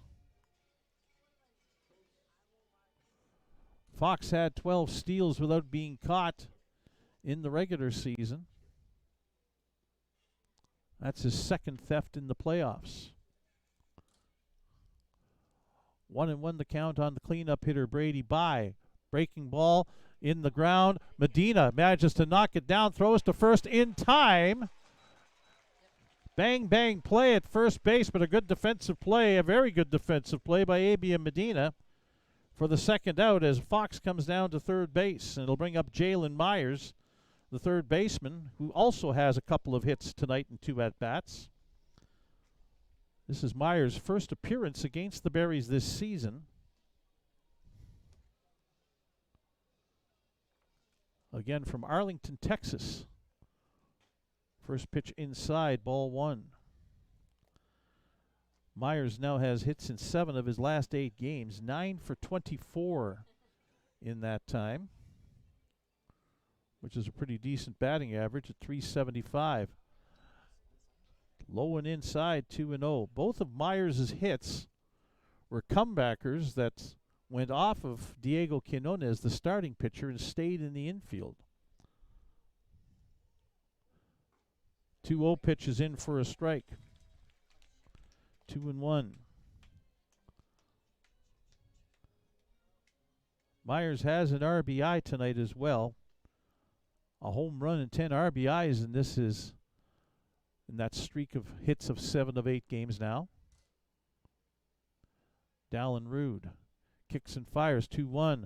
Myers towards third. Rell up with it. The throw on to first in time, and that retires the side. That was a slow roller up the third baseline that Mason Rell made a good play on and an accurate throw.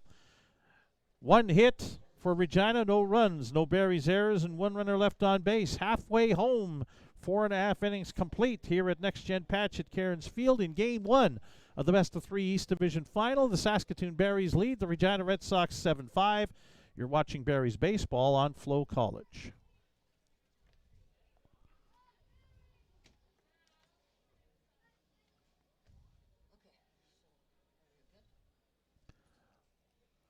Did you give them a hit? Should be 8. Should be 8 hits, I believe. Yep. There, yep. And you also have to add on a lob. Oh, sorry, you had it. Sorry, you had it. Yep, yep. Okay, you're good, yep.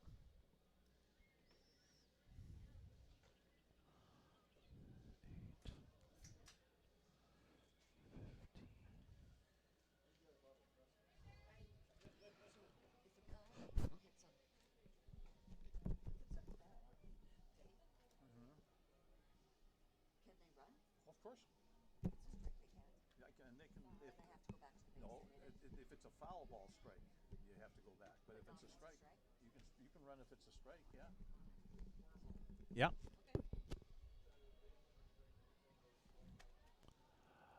Bottom of the 5th inning.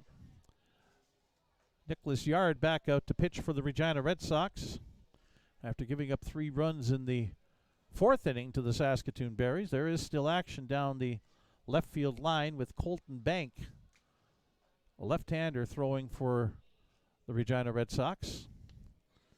Yard back out, trying to munch up an inning or 2 more. He'll face the number 8 hitter, Balin Sorensen, number 9 hitter, Jalen Freeman, and then back to the top of the order for Carter Beck. Sorensen 0 for 2 tonight. 8 for 33 on the season against Regina.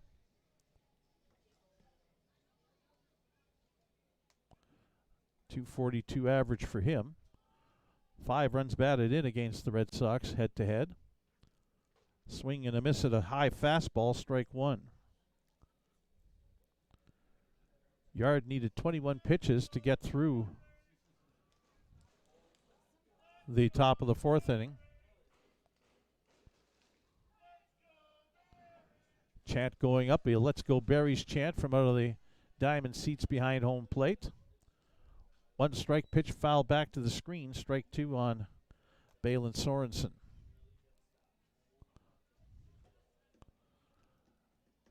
Both teams' starting pitchers went 3 innings. Diego Quinones for Saskatoon and Xander Udi-Singer for Regina.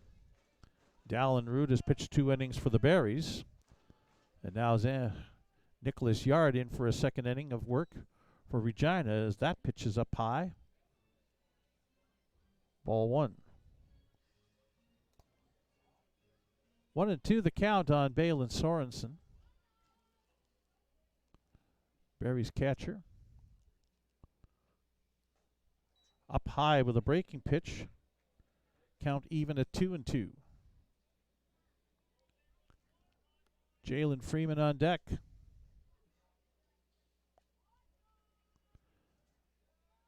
Yard comes set. Swing and a miss, a high fastball, and that's the first strikeout of the night for Nicholas Yard and the first out of the bottom of the 5th inning. Jalen Freeman has scored twice in 2 plate appearances. Walked, stole a base, and came home in the 3rd inning. Singled to lead off the 4th and came around to score.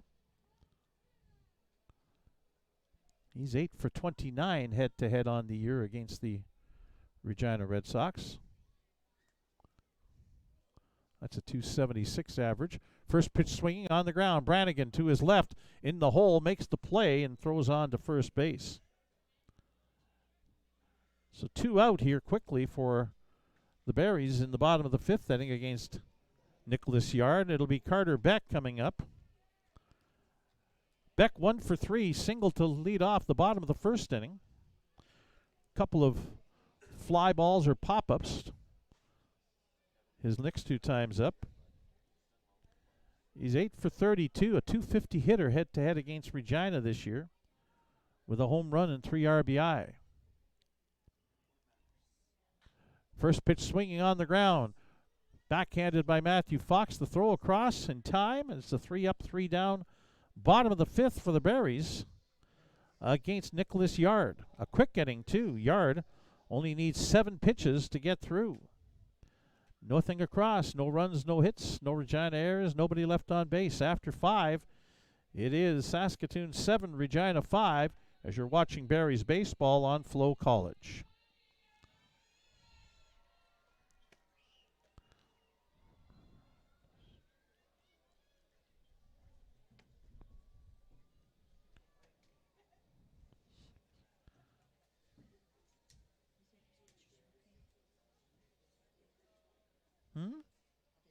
Yep. Yep.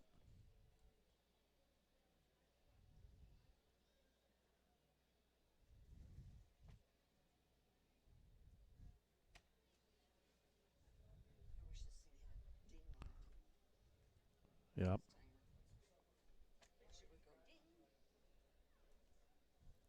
Yeah, that would be helpful.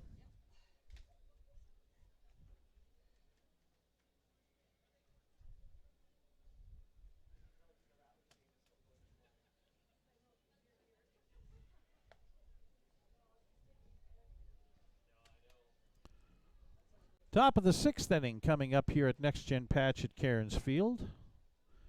Dallin Root on for a 3rd inning of work out of the bullpen in place of Diego Quinones, who gave up 7 hits and 5 runs in the ball game. 4 of the 5 runs are earned.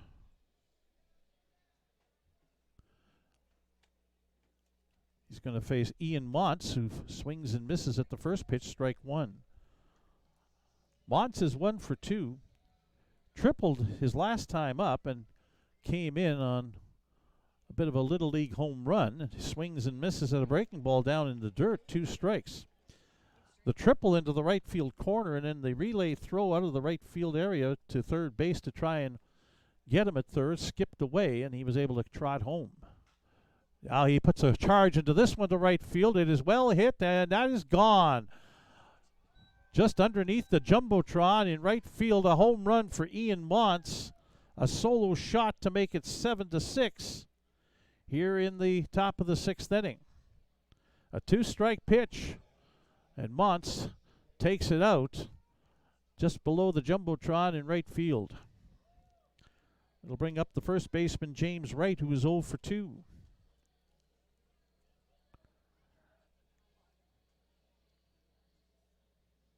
Wright is 2 for 16 head-to-head against the Berries this year without an RBI. First pitch swinging, popped up. Ethan Menard and Abiam Medina are in the vicinity. Menard calls for it and takes it for the first out. Daniel Castellanos, the catcher, coming up. He was the first man that Ruud faced back in the 4th inning and promptly got plunked by a pitch. The first pitch that Ruud threw hit him. Castellanos is 0 for 1. 2 for 8 in the season series against the Berries with a solo home run in there. Breaking ball is outside, ball 1.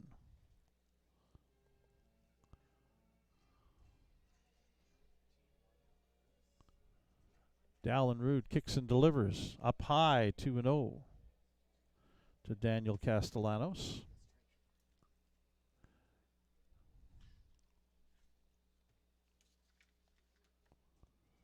Two-0 pitch. Castellanos follows that up over the first base bleachers.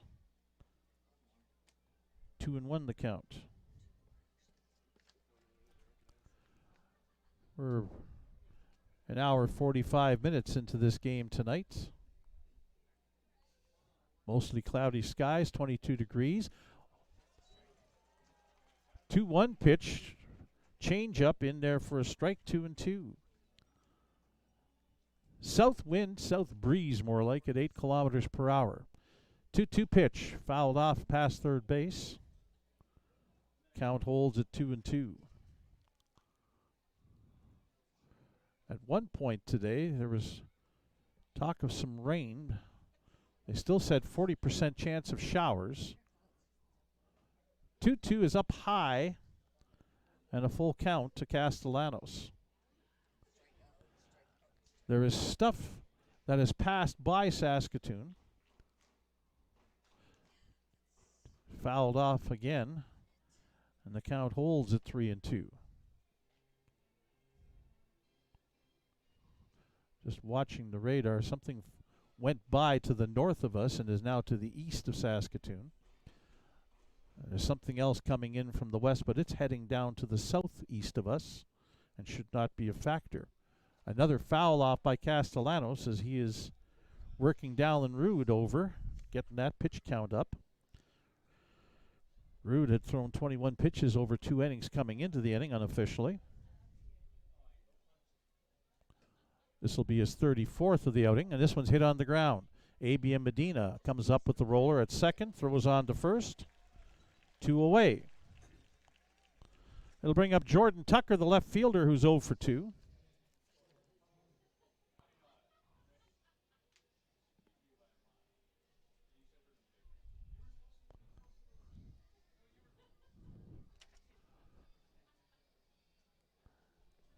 Tucker is to get on to bring up the top of the order for Regina and Raphael Jackson.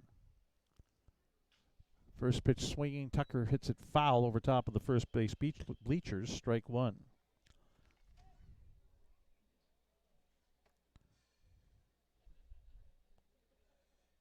(7-6) now the score.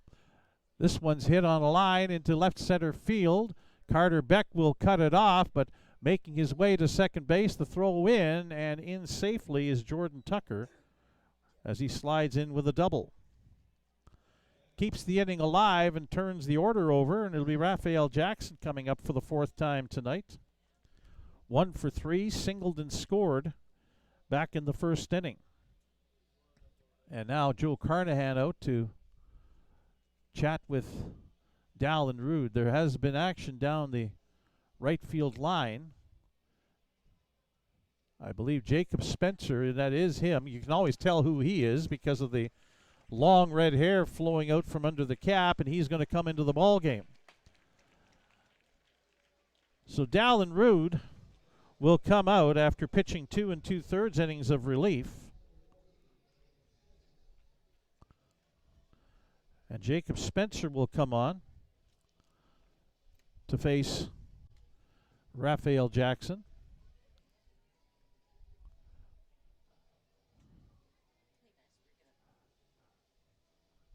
Spencer pitched in game 1 of the series against Moose Jaw.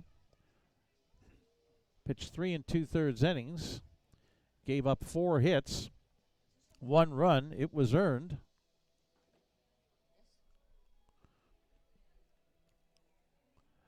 Struck out 4, walked nobody. Spencer is a latecomer to the team from Centerville, Michigan, coming off his senior year at Indiana State University. The right-hander, 6'4", 200-pound right-hander, gets his warm-up tosses in.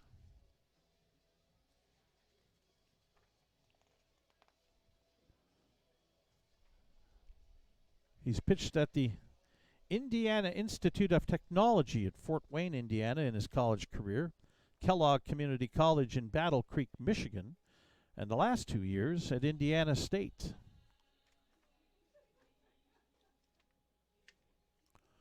He'll face Raphael Jackson here with 2 away and a runner on second base, and the Berries leading by a score of 7-6. Here in the top of the 6th inning of Game 1 of the best-of-3 East Division Final. The 1 run in this inning is a solo home run off the bat of Ian Montz. Spencer, the latecomer, during the regular season made 4 appearances out of the bullpen, pitched 7 innings, struck out 6, and walked 1. Didn't give up a hit or a run. Jackson, first pitch swinging, fly ball left field. Jalen Freeman is there, went back a few steps, makes the catch, and that's the end of the inning. So in the top of the 6th inning for Regina, a run on 2 hits, no Berries errors, and 1 runner left on base. After 5.5, Saskatoon 7, Regina 6, as you're watching Berries baseball on FloCollege.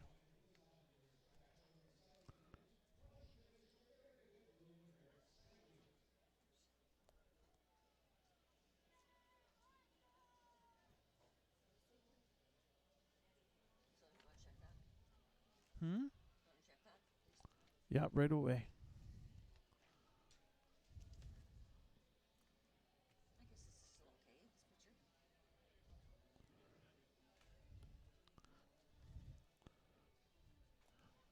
You need 10 hits here.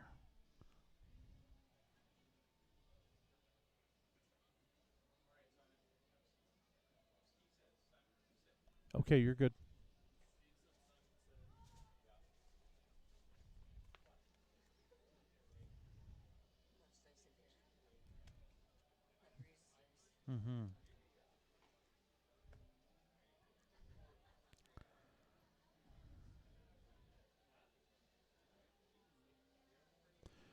Bottom of the 6th inning coming up here at Next Gen Patch at Cairns Field.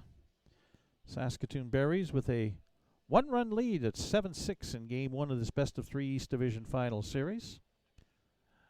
Nicholas Yard, the second Regina pitcher, comes out to try and get through a 3rd full inning.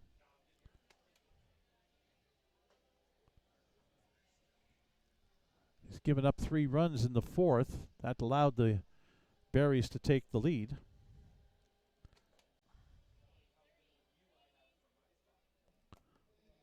Yeah.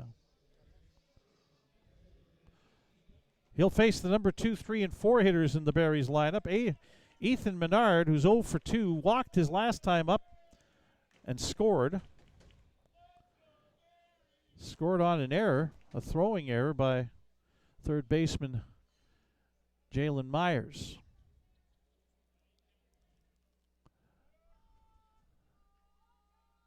Then it'll be Abia Medina.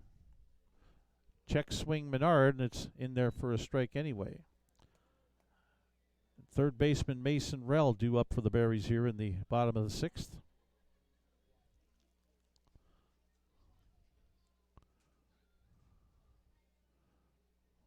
Swing and a miss on a breaking pitch, off speed. Menard way out in front of that, down 0-2. Down the left field line, Colton Bank continues to throw in the left field Regina bullpen.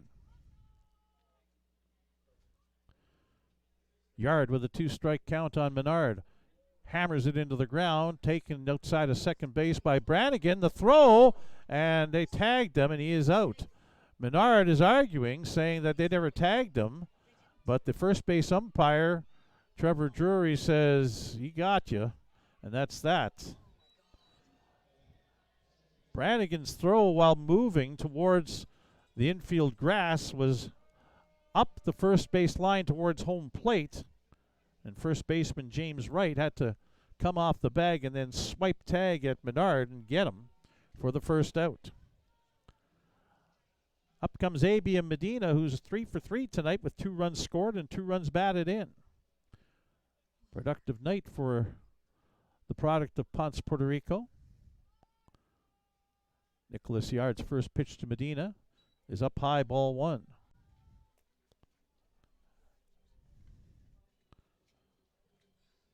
Medina this past year at Texas A&M International hit .353.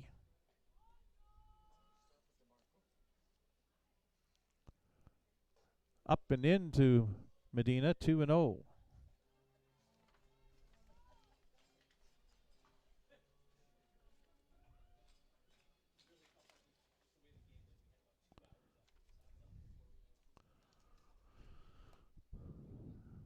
Yard ready to go with a 2-0 pitch. And Medina with a solid single again into left center field. He is 4 for 4. Makes a big wide turn at first base, but will hold himself there. It'll bring up Mason Rell, who's been just about as productive as Medina. 2 for 3.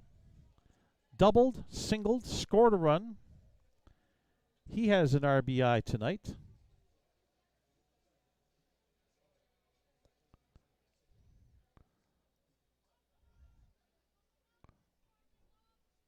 Medina at first with 1 away here in the bottom of the 6th. First pitch, breaking ball, outside corner, strike 1.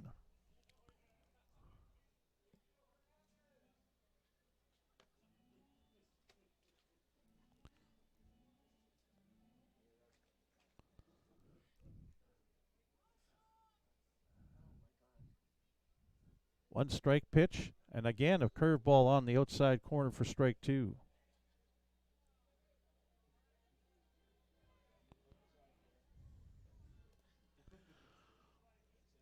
Mason Rell down 2 strikes to Nicholas Yard in this plate appearance, his 4th of the game.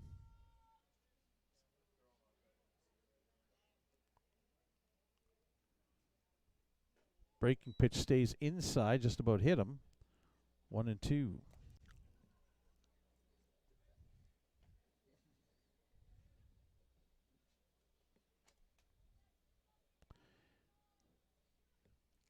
Berries have 11 hits in the ball game. Regina has 10. 7-6, Saskatoon with the lead. Pitch up high to Rell.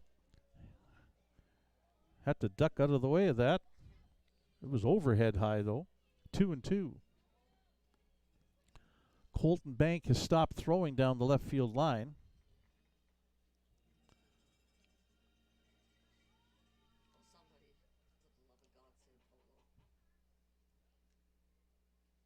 Two pitch. Gets away from the catcher and all the way to the backstop. Rell hustles around second, makes the turn, but he'll hold there. Wild pitch or pass ball. Pass ball on the catcher Castellanos, putting Medina into scoring position. And a full count now on Mason Rell, who was down 2 strikes. Yard has thrown 40 pitches in this appearance and might be coming to the end of the line for him here soon. Rell puts it on the ground into right field, a base hit. Medina around third, heading for home. Here's Raphael Jackson's throw to the plate. In time, they got him. Out at home, Raphael Jackson charged, got to the ball, and threw a strike to home plate on the bounce. And Daniel Castellanos, the catcher, applies the tag, keeps the Berries from extending the lead. Mark that one down. It could be a key play in this ball game, as the score holds at 7-6. Now Nathan Houston, who's had a good night at the dish. 2 for 3. Doubled, scored, singled. Couple of stolen bases for him. He's also driven in 2 runs.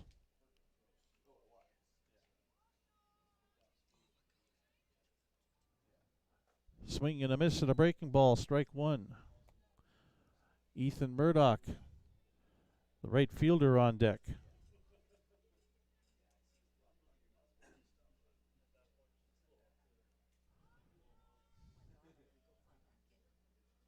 Rell at first.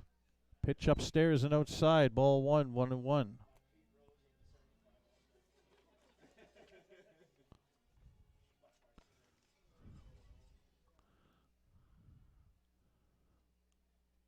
Nicholas Yard trying to get out of the inning. 1-1 pitch. Breaking pitch on the outside corner. Strike two. 1-2 the count on Nathan Houston. All quiet on the bullpen fronts on both sides of the diamond.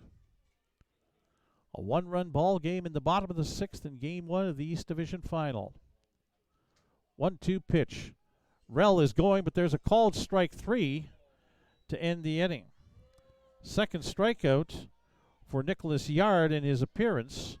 The Berries get a couple of hits, but leave one runner on base. There were no Regina errors. They don't score a run. After 6 complete, it's Saskatoon 7, Regina 6, as you're watching Berries baseball on FloCollege.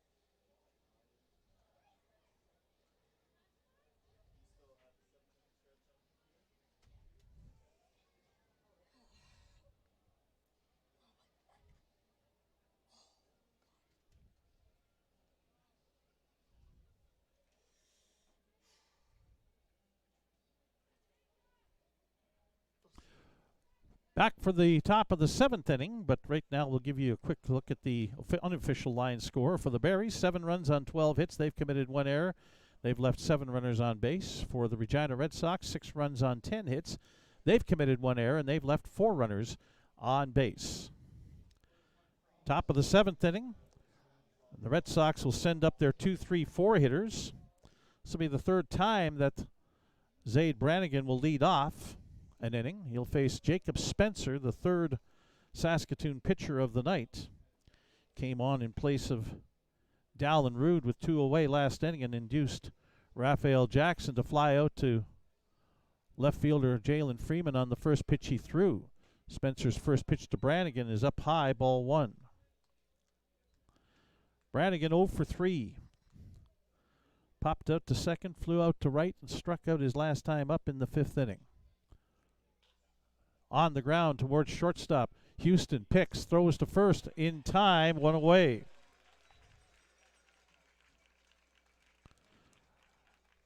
Now here's where the guy that they've been unable to get out tonight, Matthew Fox, is a perfect 3 for 3 at the dish. Has scored a run, has stolen a base.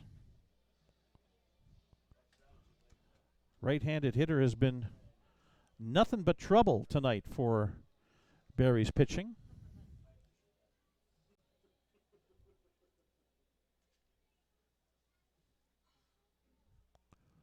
See how Jacob Spencer does against him as the first pitch is inside and high, ball 1. DH Brady Bye on deck for Regina. Again, upstairs and inside, 2-0 on Matthew Fox.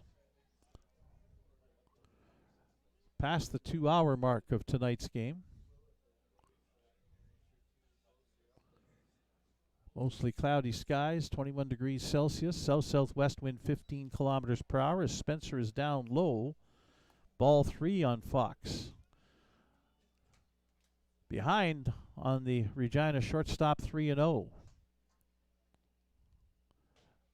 And that is inside for ball 4, a 4-pitch walk. So the tying run is aboard for Regina here in the top of the 7th. It'll bring up the DH Brady Bye. 1 for 3, singled his first time up and drove in a run. Reached on a fielder's choice in the third inning and grounded out to second in the fifth. Fox stole second his last time up. Has not been caught yet as By swings and misses. He was fooled. He tried to hold up the swing and couldn't on a pitch that was breaking in on his hands. Strike one. Jacob Spencer keeping an eye on Fox. By hits a foul ball, and this one's going to land out of play into the parking lot beyond the third base bleachers. Spencer quickly ahead of Brady By, 2 strikes.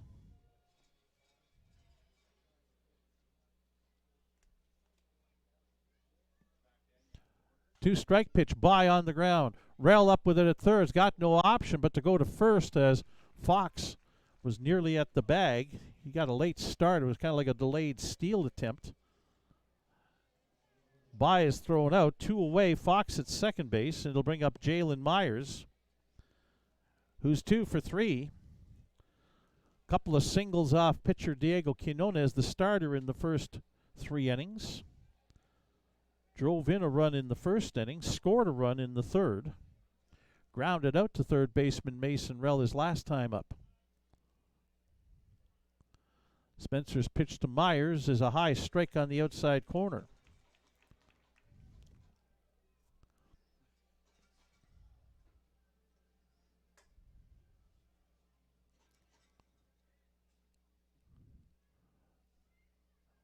Jacob Spencer. 1 strike pitch. This is lined into center field, a base hit. Fox around third. He's going to score the tying run as Beck's throw is going to be cut off in the infield by Ethan Menard, and we're tied up at 7-7 here in the top of the 7th inning.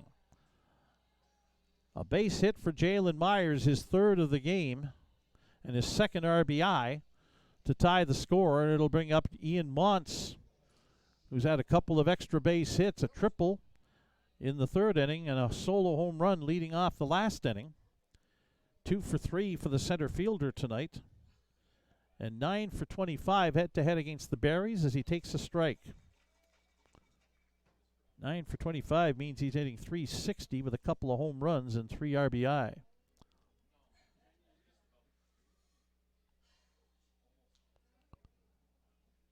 One strike pitch, fastball in there for strike 2.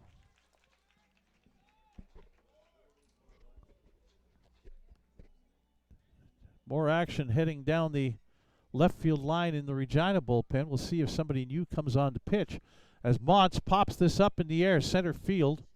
Carter Beck moved in a couple of steps, is there, will make the catch, and that's the end of the inning. But Regina scores a run and have come back to tie it up now. A run on a hit.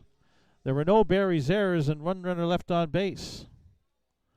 After 6.5 as we head to the 7th inning stretch, it is Saskatoon 7, Regina 7 as you're watching Berries baseball on FloCollege.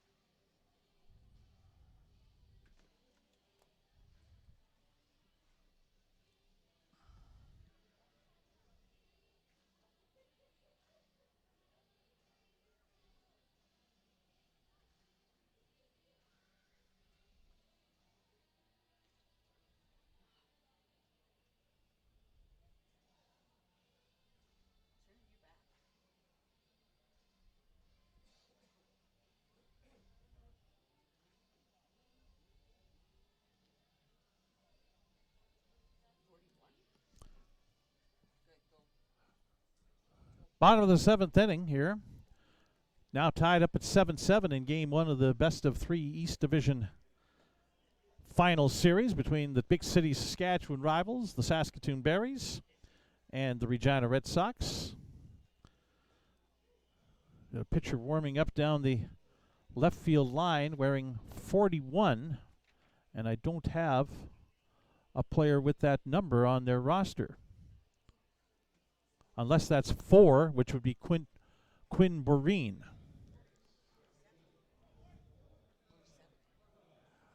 What do you think? Is that a 4, 41?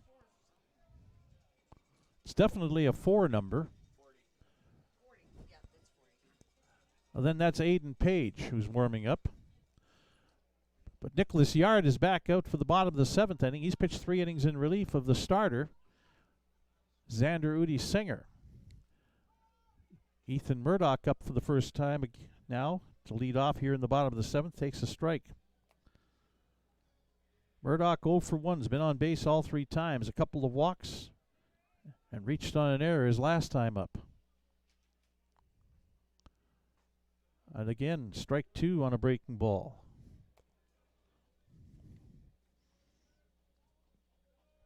Murdoch with hits in 3 of his last 4 games, 5 of 17 with a couple of home runs and 7 RBI. Swift Current product waits the 2-strike pitch, puts it on the ground. Big, high, room service hop for Matthew Fox, and he'll throw him out at first base. 1 away. Corey Waters coming to the plate. Waters 1 for 3 with an RBI. Singled in the 3rd inning to drive in the run. Flew out to center in the 2nd inning and grounded into a double play to finish off the 4th inning. 7-7 tie here in the bottom of the 7th. Let's Go Berries chant starts up again from the behind home plate diamond seats. Fastball strike from Nicholas Yard. I thought maybe he might be tiring up last inning. That's 48 pitches that he's thrown now in relief. Been very effective since giving up 3 runs in the 4th inning. And his offense has come back and bailed him out, tying this game up. 1-1 the count on Corey Waters. He'll reach out and poke it foul up the 3rd baseline. He's fooled and stuck the bat out. 1-2 the count. Waters will be heading to Winthrop University in Rock Hill, South Carolina in the fall, after having played 2 years of college ball at Mid-Plains McCook College. 1-2 pitch is a called strike 3 on the outside corner with a breaking pitch. Home plate umpire Scott Mostaway with an emphatic strikeout call, and fans here don't like it. So now Balin Sorensen, who's 0 for 3 today, the Berries catcher, is struck out in the 2nd and 5th inning and popped out to second base in the 3rd. Game 1 hanging in the balance, tied here in the bottom of the 7th as we get late into the ball game.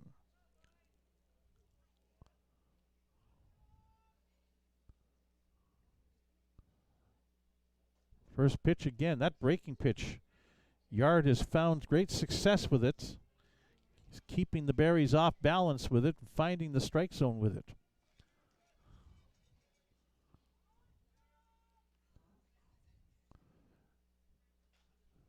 Sorensen fouls that one off over top of the first base bleachers, but is behind 2 strikes to Nicholas Yard.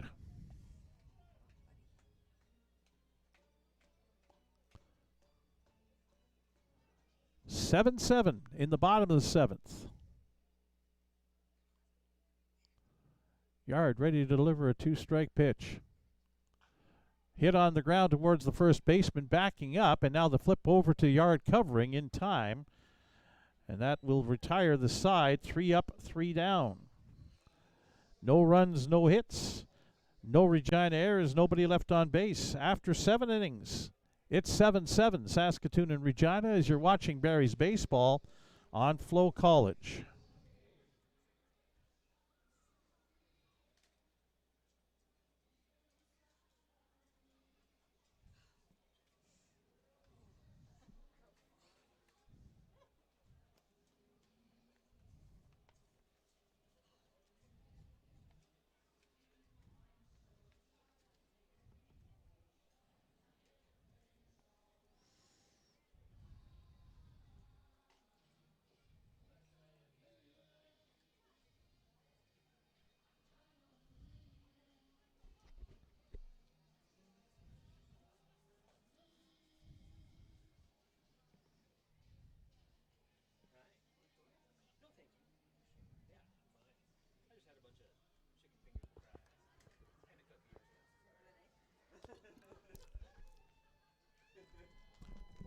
over the Rattlers? Rattlers won by 8. Found a team they can beat because that's the only one that's behind them. Exactly. Top of the 8th inning coming up here. Jacob Spencer back on the mound for the Saskatoon Berries. He'll face the bottom third of the Regina Red Sox order. First baseman James Wright, catcher Daniel Castellanos, and left fielder Jordan Tucker.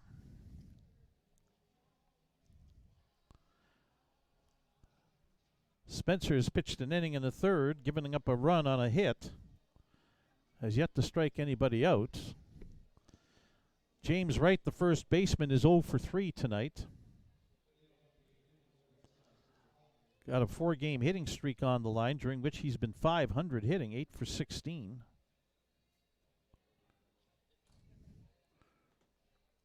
With a couple of home runs and 6 RBI. He has home run power, does Mr. Wright. First pitch swinging, fouled off, and this is out of play down the right field side towards the batting cage. Wright, 23 runs batted in, takes a ball down low from Jacob Spencer. 1-1.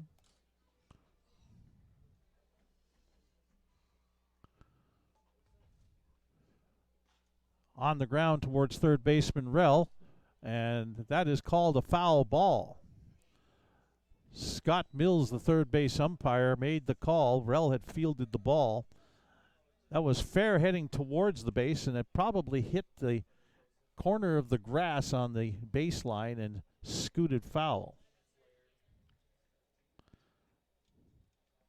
1-2 the count. Spencer delivers. Again, fouled off down the third base side. Count holds at 1-2.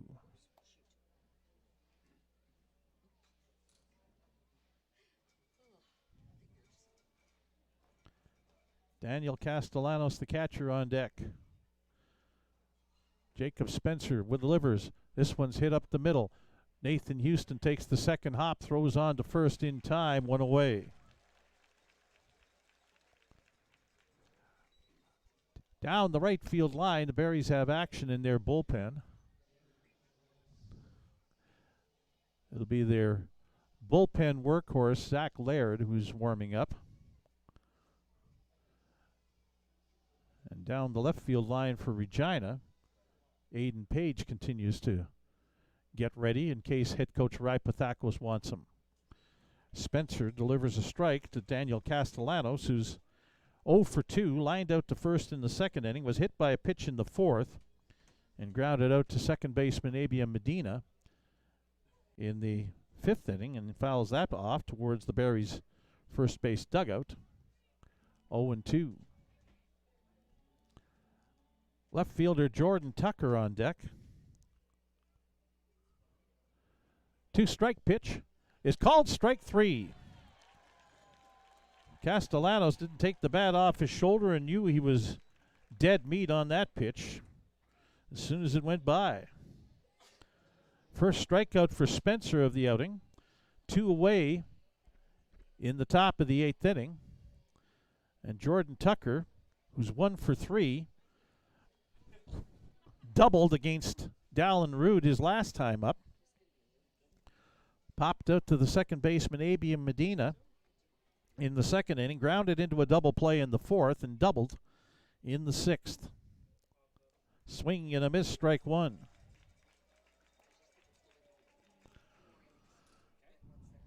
Seven the score here in the top of the 8th inning in Game 1 of the Best of 3 East Division Final. Game 2 tomorrow night at Curry Field in Regina. Swing and a miss again on a fastball.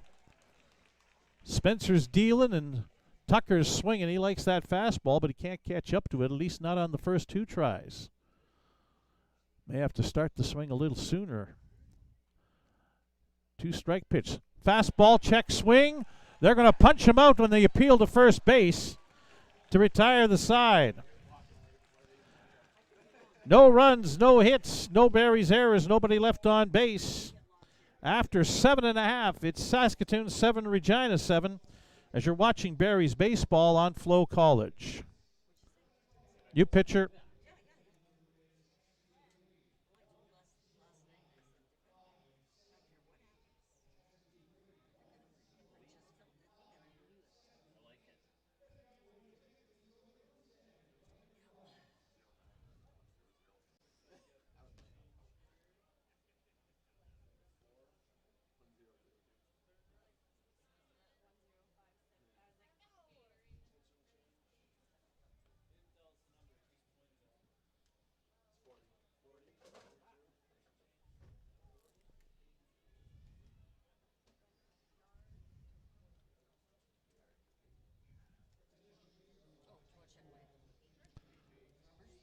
I don't have to. You're fine.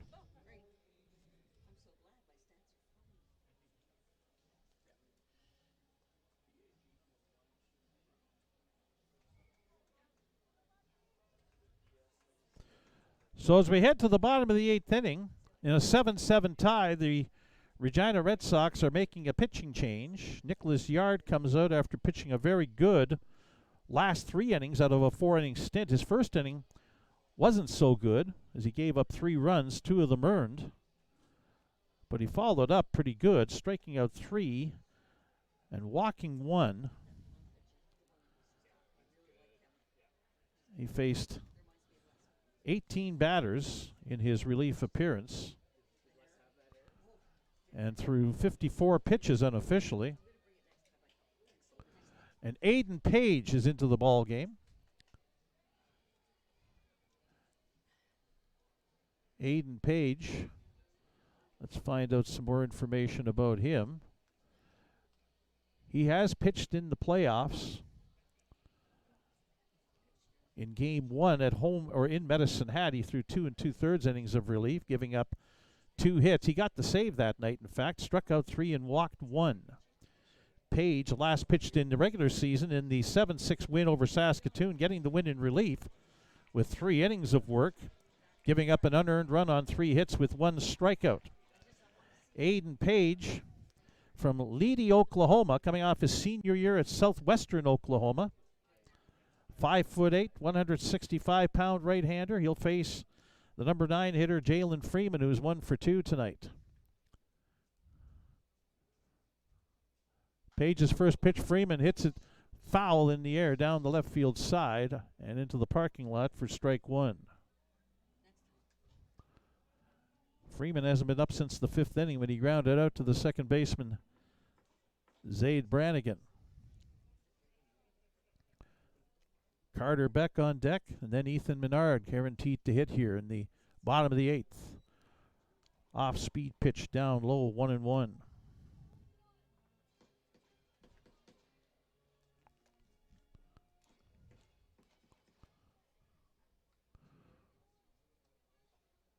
The 1-1 pitch to Freeman is inside and all the way back to the backstop. 2 balls and a strike.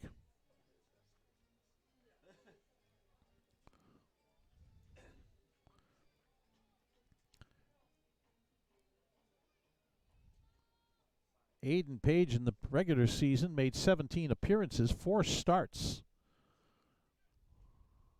Freeman on the ground towards second. Brannigan fields, throws on to first, and not caught at first base.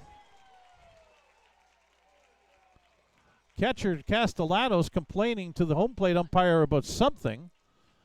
The first baseman, James Wright, made a move towards the ball. Brannigan ranged wide to his left to get the ball in the hole, fielded the ball, spun and fired, but the catch not able to be made at first, and it's going to be a base hit, the second of the game for Freeman as he leads off the bottom of the 8th inning and brings back the top of the order up for the Berries with Carter Beck, who's 1 for 4. Singled his first time up, flew out to right in the 3rd inning, popped out to short in the 4th, and grounded out to short in the 5th inning. First pitch to Beck is on the outside corner for a strike. Page was 2-3 in the regular season with a 5.22 earned run average. Pitched 51 2/3 innings and allowed only 48 hits. 34 runs, 30 of them earned. 1 strike pitch to Beck is popped up. Shallow right field. Raphael Jackson coming over will make the catch. And that's first out. Page also struck out 52 and walked 29 in 51 2/3 innings, so he might be what you would be close enough to consider a stopper, closer possibly, although Colton Bank, a left-hander, down in the bullpen is also capable of doing that for Regina. Here's Ethan Menard, who's 0 for 3 tonight, walked and scored in the 4th inning. First pitch breaking ball is outside, ball 1. Regina got off to a strong start tonight, scored 2 in the first and 3 in the third to go up 5-0. The Berries responded with 4 in the bottom of the third and 3 in the fourth inning to take a 7-5 lead. A strike on a fastball high in the zone, 1-1. But then the Red Sox rallied to tie it up with single runs in each of the sixth and seventh innings, and that's where we sit at 7-7 here in the bottom of the eighth inning with one away and a runner on first. Down low and away to Menard, 2-1. Abiam Medina on deck. He's 4 for 4.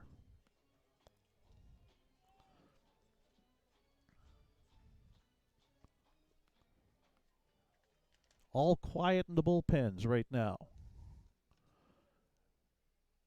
2-1 count on Ethan Menard. Page's pitch, breaking pitch, is in for a strike, and 2-2.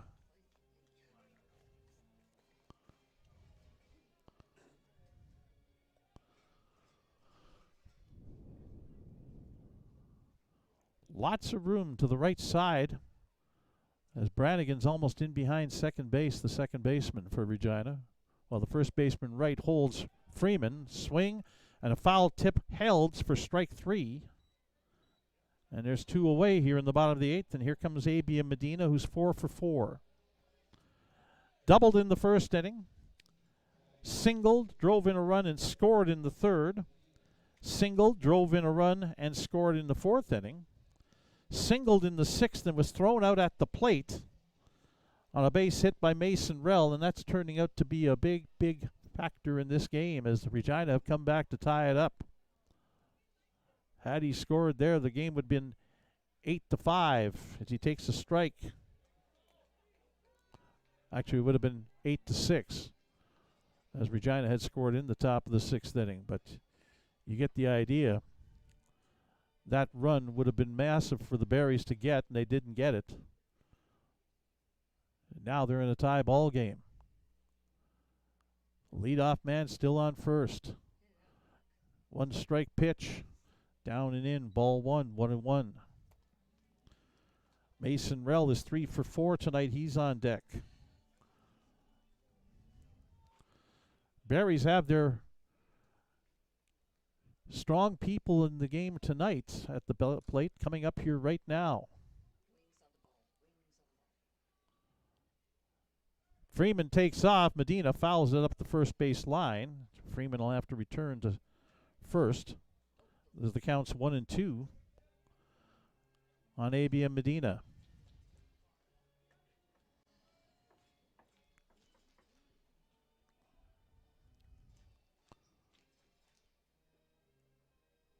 One and two the count.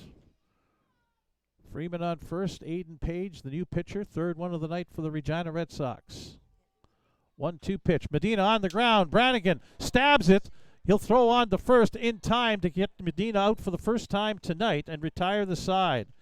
Zaid Brannigan has made some great plays ranging from right to left and makes a dandy there to keep the Berries from continuing the rally. No runs, 1 hit. No Regina errors, 1 runner left on base. After 8, it's tied up at 7-7. Saskatoon and Regina as you're watching Berries baseball on FloCollege.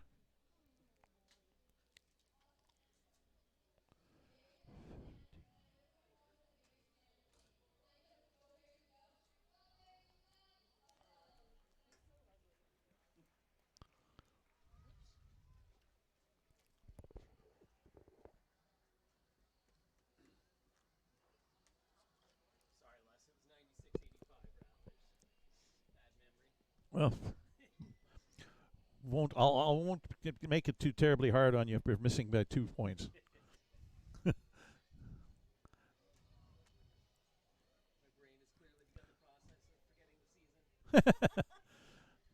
Yeah. So what do they have to do? I have a thought. Yeah, that could be one of them. That would help. So here we go, top of the 9th inning. In a tie ball game at 7-7. Game 1 of the best-of-3 East Division Final. Jacob Spencer back on for another inning of work. And he'll face the top of the order. Raphael Jackson, Zaid Brannigan, Matthew Fox. Jackson's 1 for 4. He's hit 3 fly ball outs after singling in the first inning and scoring. Away back at 6:01 this evening. We're 2.5 hours into the ball game now. And we're at the pivotal point. 1 for 4 for Jackson. 12 for 38 on the season against the Berries with 2 home runs and 4 RBI. Spencer's first pitch is on the inside corner for a strike.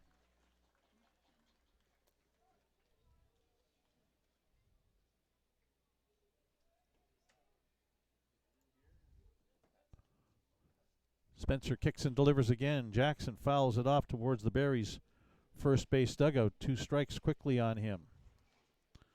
That 12 for 38 is a .316 batting average, head-to-head against Saskatoon this year for Raphael Jackson.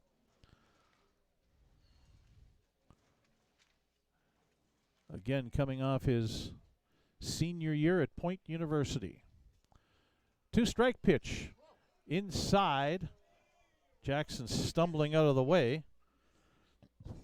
Was almost to the Regina dugout when he was finished stumbling around. 1 ball, 2 strikes. I exaggerate, of course, but it was kind of an exaggerated movement by him to get out of the way. 1-2, swing and a miss. Strike 3, and the tag applied by Balin Sorensen to complete the strikeout. 1 away here in the top of the 9th inning. 5 straight outs recorded by Jacob Spencer, the last 3 all by strikeout. Zaid Brannigan coming to the plate now, the number 2 hitter, the second baseman for the Red Sox. Been very good defensively tonight, but he's 0 for 4 at the plate. Spencer kicks and delivers. Breaking pitch swung on and missed, strike 1. Zaid Brannigan, a latecomer to the team, only played in 15 games this season. Hit .327. Outside, ball 1-1 on a fastball, and the umpires behind home plate thought that was a strike. Brannigan did have a home run during the regular season in those 15 games he did play. On the ground towards third base, Rell steps in front of the shortstop. Houston whirls and fires in time to get the out. Mason Rell on that slowly hit ground ball to the right or to the left side of the infield, cut across in front of Nathan Houston, who was charging, and he had to spin and fire to make the play. So now Matthew Fox, who's been on base all 4 times tonight, 3 for 3 with a walk. He's scored 2 runs.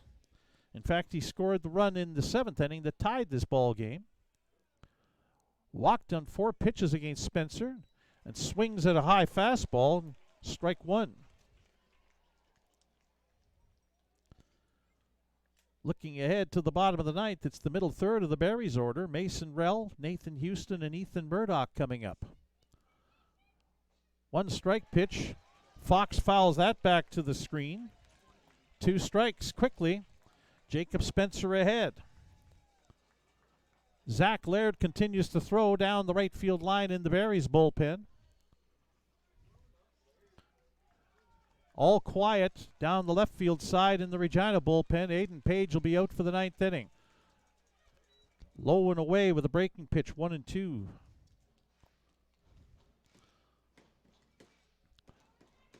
Jacob Spencer kicks and delivers. Fastball. Fox gets a piece of it and puts it up over the first base bleachers. Out of play, 1 ball, 2 strikes.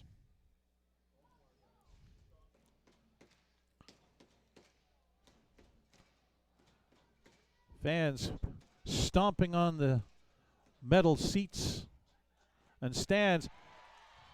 Outside, fans thought that was a strike. Looked pretty good, but Matthew Fox with a good eye sees it outside. 2-2 the count with 2 away. And now bounced in. And a full count now on Matthew Fox with Brady by the DH on deck.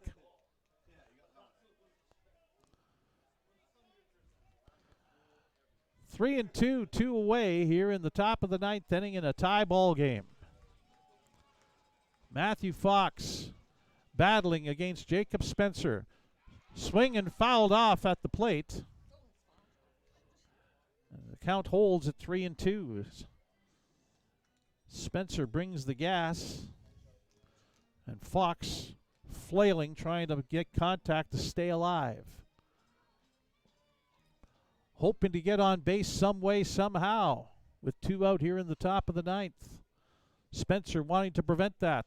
Again, fouled back to the screen as Fox is finding the range on that fastball of Jacob Spencer.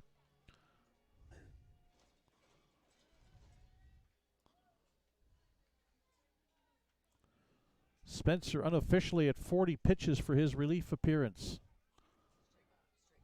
3-2 pitch. On the ground to the shortstop. Nathan Houston with it. The throw on to first is in time. Bang, bang at first as Houston didn't fire it across. He got it there. And Fox ran hard but didn't beat it out. No runs, no hits. No Barry's errors, nobody left. Heading to the bottom of the ninth, tied up at 7-7 between Saskatoon and Regina. As you're watching Barry's baseball on FloCollege.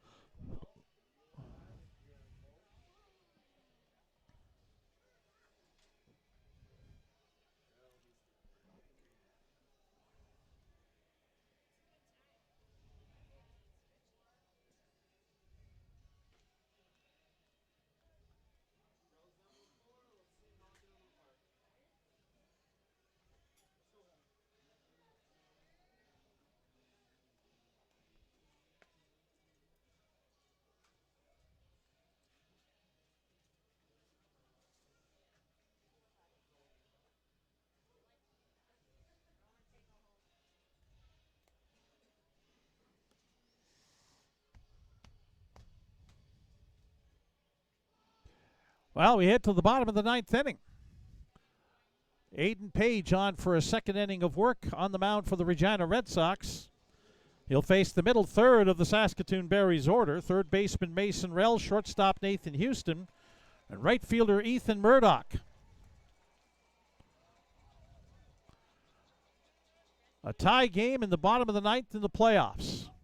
It don't get any better than this, no matter which side you're cheering for. Aiden Page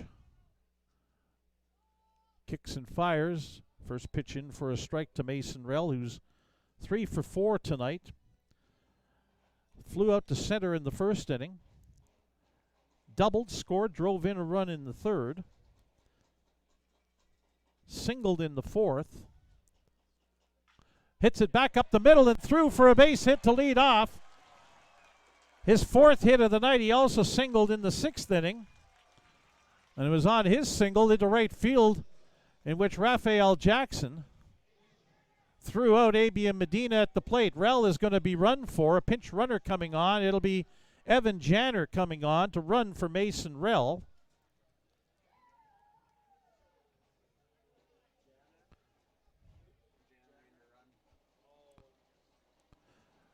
Nathan Houston coming up. Third baseman Myers is in on the infield grass as Houston shows bunt and misses. And then the catcher, Castellanos, bluffed as if to throw and dropped the ball. And it's a strike on Nathan Houston, who is 2 for 4. Popped out to second in the second inning. Doubled, drove in a run, stole a base and scored in the third. Singled and stole a base in the fourth. Struck out in the 6th inning. Janner at first. Houston looking to get him over. He's showing bunt. And that is outside, ball 1. As Houston pulled the bat back.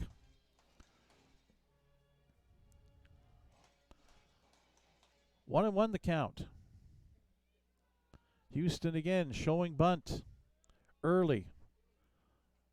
Page delivers. Houston bunts it foul up the first base line. That's the area he wanted to put it in, was up the first base side. But now behind 1-2. And he may have to swing away here. Evan Janner, a very good base stealer in the regular season with 22 in 23 attempts, might be looking to go. 1-2 pitch, swing and a miss. Houston strikes out. And there's one away here in the bottom of the ninth inning to bring up Ethan Murdoch, who's 0 for 2 with a couple of walks. Swift Current product Murdoch. Looking to make something happen for the Berries here in the bottom of the ninth. Aiden Page as Janner takes off. Castellanos with a throw. That's going to be wide of the mark, and Janner is into second base with a steal. First pitch to Murdoch was outside, ball one.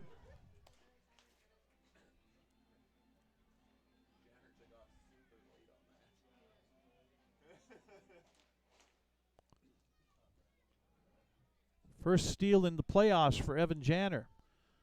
He is the potential winning run out at second base with one away.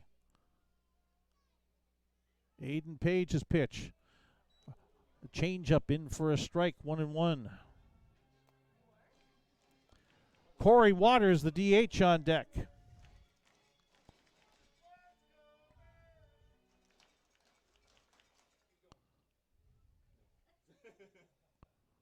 Page looking back at the runner at second. Janner delivers. Breaking ball down low. They appeal on the check swing. Not granted. 2-1 the count. It's hard for the umpire to know about where the swing is when he's out between first and second base, closer to second.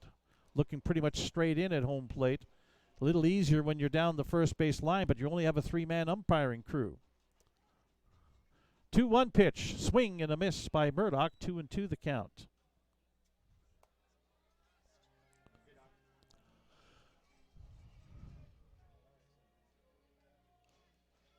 One out here in the bottom of the ninth. A 7-7 tie. Page checking the runner. Delivers. And breaking pitch down low. Murdoch holds off. And a full count.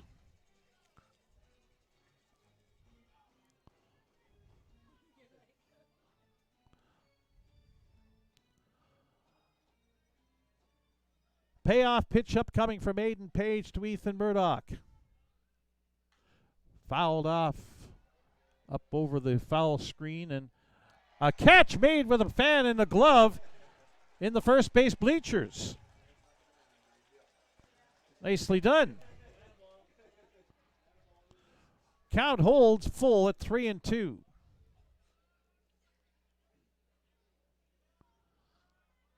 Page lets his sign, his pitch selection from catcher Daniel Castellanos. 3-2, popped up in the infield.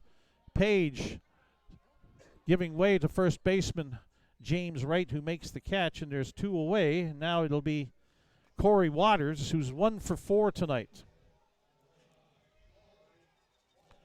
Waters singled and drove in a run in the third inning. Flew out to center in the second, grounded into a double play in the fourth, and struck out in the seventh inning. And out comes Stephen Butts, the pitching coach for the Regina Red Sox, to talk it over with Aiden Page.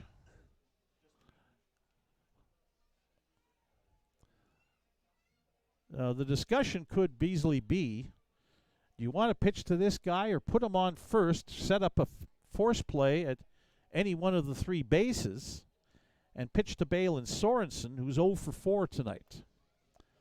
That might be a question being asked by Stephen Butts, the pitching coach, to Aiden Page. The wheels turning here in the bottom of the ninth inning. meeting on the mound broken up, and doesn't appear as though the intentional walk is being issued. Of course, if he falls behind 2 or 3-0, it could always change. But 2 out here in the bottom of the ninth, and a winning run in scoring position at second base in the legs of Evan Janner. First pitch down low, ball 1.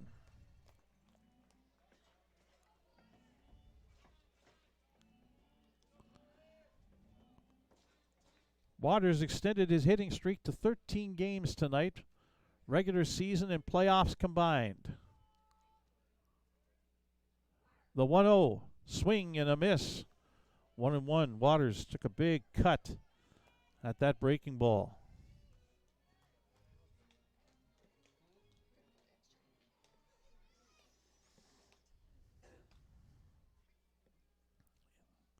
Aiden Page with a 1-1 count on Corey Waters.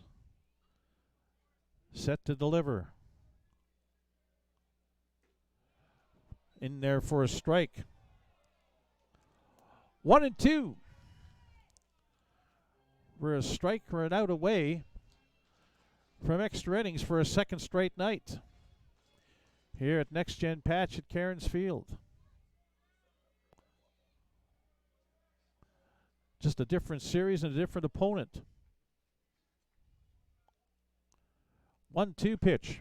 It fouled off up high on the screen. Count holds at 1-2.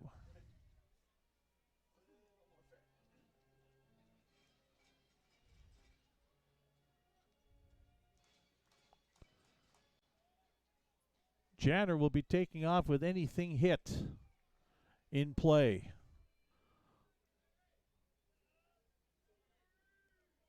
The 1-2 pitch upcoming. Swing and fouled off out of the glove of Castellanos. He couldn't hold on. The at-bat stays going at 1-2.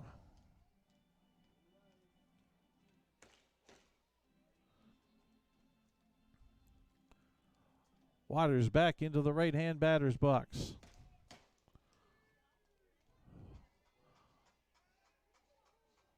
All it needs is one, is Brannigan, the second baseman, over to the bag. Now back to his position. Janner, the runner at second, taking off. Waters pops it up. Shallow right field. Raphael Jackson has a beat on it, will make the catch. And we are indeed heading to extra innings. No runs, 1 hit. No Regina errors, 1 runner left on base. After 9, tied up at 7-7 here in Game 1 of the Best of 3 East Division Final as you're watching Barry's baseball on FloCollege.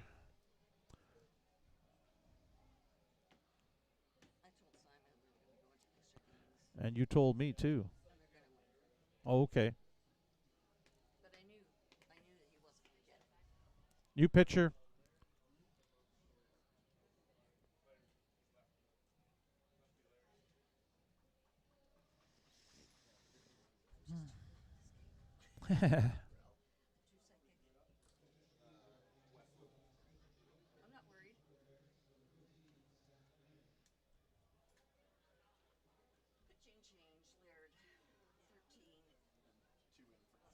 Yep.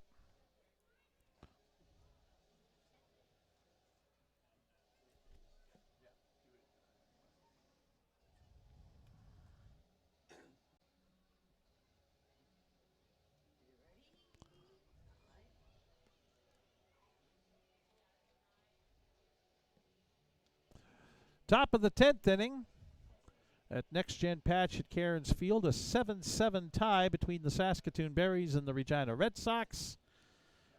4th pitcher of the night now into the ball game for the Berries. It is the bullpen workhorse Zach Laird, who will make his 3rd appearance in the playoffs. Previous 2 against Moose Jaw. No decisions, no saves, a 1.80 earned run average. He's pitched 5 innings, allowed 3 hits. 1 run earned, struck out 8, and walked nobody. Laird was a busy guy during the regular season as well when it came to pitching on behalf of the Berries. Laird in the regular campaign made 19 relief appearances, 4 wins, no losses, 1 save, a 2.14 earned run average. Pitched 21 innings, gave up 13 hits, 5 runs, all earned, struck out 38, and walked 12. So, Zach Laird, left-hander on the mound now for the Berries here in the top of the 10th inning. Out of Langley, BC, coming off his senior year at Indiana State University. He'll face the middle third of the Regina Red Sox order, DH Brady Bye, third baseman Jalen Myers, and center fielder Ian Montz.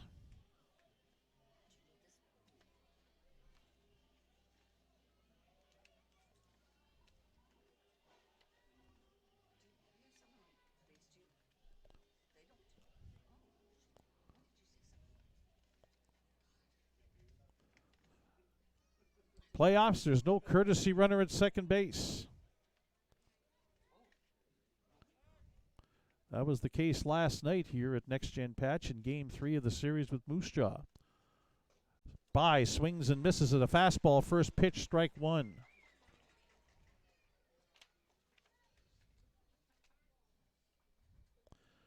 Brady Bye is 1 for 4 tonight. Singled and drove in a run in the first inning. Regina product. Breaking ball on the outside corner, strike 2. Bye is a catcher by trade. He wasn't all that terribly excited by that strike call and backs out of the batter's box. 6 foot, 200-pound left-handed hitter coming off his junior year at Point University. 2-strike pitch, swing and a miss, strike 3. 3 pitches and an out for Zach Laird. So now up comes Jalen Myers, the third baseman.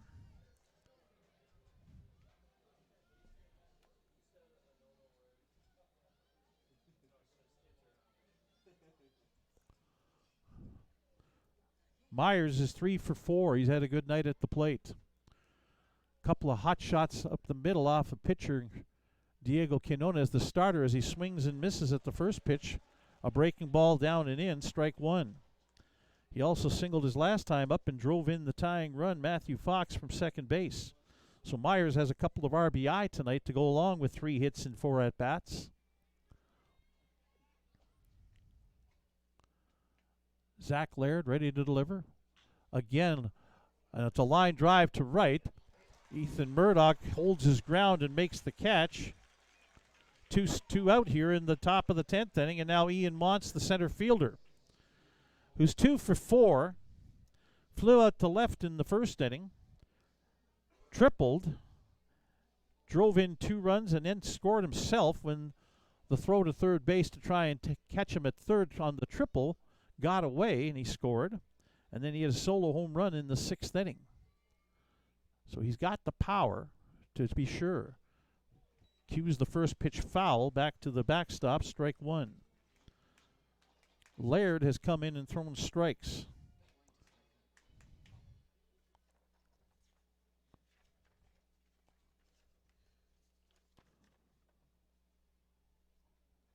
Laird of Indiana State this past year was a busy guy in relief as well, as he throws a strike there. 0-2 the count.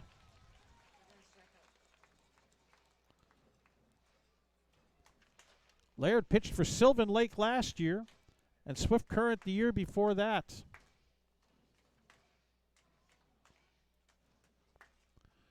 He's up 2 strikes on Ian Montz with 2 out. And a breaking pitch down low. Montz doesn't offer at it. 1-2. First ball thrown by Laird here in this top of the 10th inning.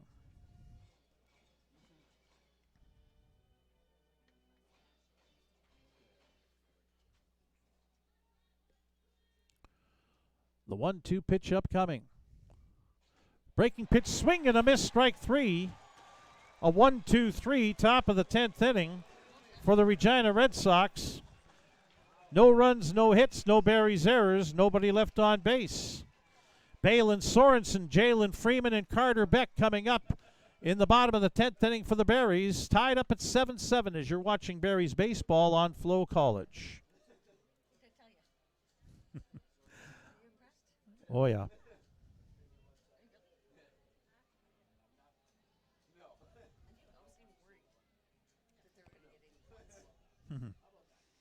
Well,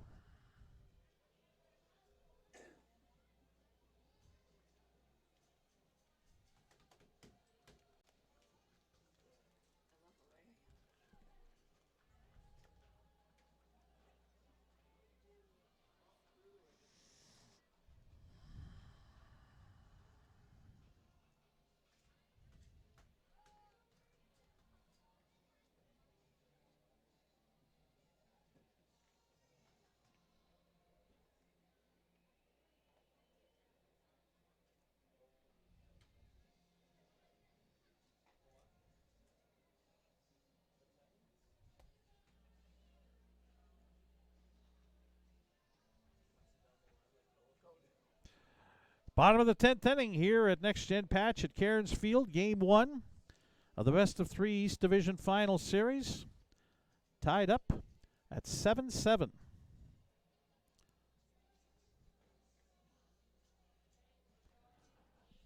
Quick unofficial line score. Barrie 7 runs on 14 hits. They've committed 1 error, left 9 runners on base. Regina 7 runs on 11 hits. They've committed 1 error. They've left 5 runners on base. Aiden Page on for a 3rd inning of work. The 3rd pitcher of the night for Ry Pathakos and the Regina Red Sox. He'll face Balin Sorensen, the catcher, Jalen Freeman, the left fielder, and Carter Beck, the center fielder. Sorensen 0 for 4 tonight. Looking to get things started here in the bottom of the 10th. He fouls the first pitch up high onto the screen. Strike 1. Actually, I think that one cleared the screen. It didn't come down.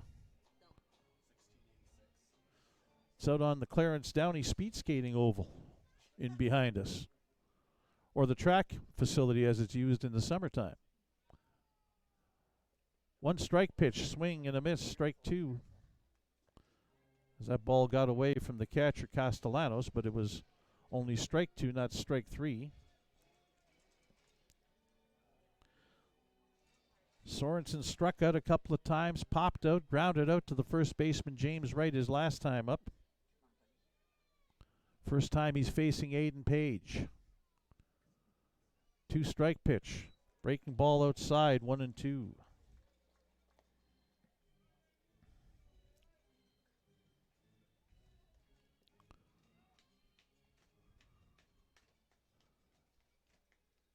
One-two pitch upcoming to Sorensen. At the knees, called strike 3. Second strikeout for Page. Third strikeout for Page in this appearance. Sorensen not all that terribly happy with the strike call. Berries, first time in 3 innings of work for Aiden Page that they have not gotten the leadoff man on base. Jalen Freeman led it off in the 8th and got on, but couldn't advance past first. Mason Rell singled to lead off the 9th inning, and Evan Janner stole second but died there. As Freeman takes a ball for the first pitch from Page in this at-bat in the bottom of the 10th with 1 away.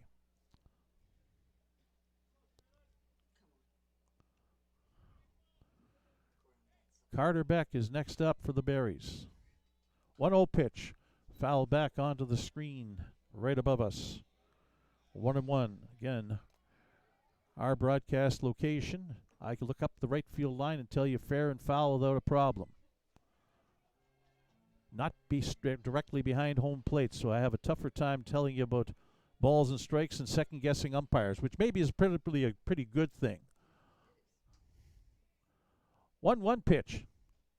Breaking ball in there for a strike as Freeman was expecting more velocity and couldn't pull the trigger. A 1-2 count with 1 away, as we're now 3 hours into this ball game.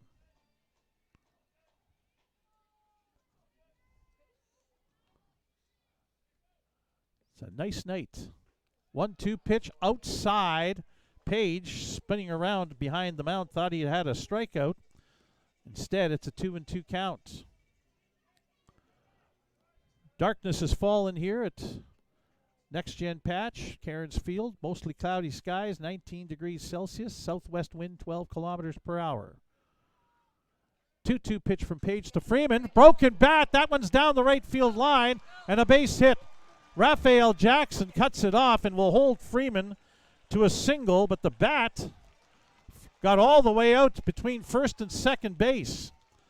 A broken bat single for Jalen Freeman, his third hit of the night. And once again, the Berries have the winning run on base in the bottom of an inning of Game 1 of the East Division Final Series. And now Carter Beck, the Carnduff kid, the homer, the hero last night with the grand slam homer in the 10th inning. Little different situation this time around. He's 1 for 5 tonight. Singled his first time up. Check swing, called strike. He flew out to right field his first time, or his last time up against Aiden Page in the 8th inning.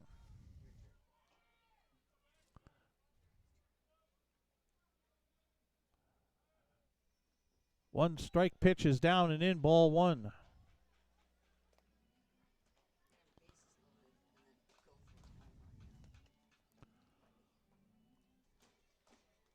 Aiden Page from Leedy, Oklahoma. Coming off his senior year at Southwestern Oklahoma University.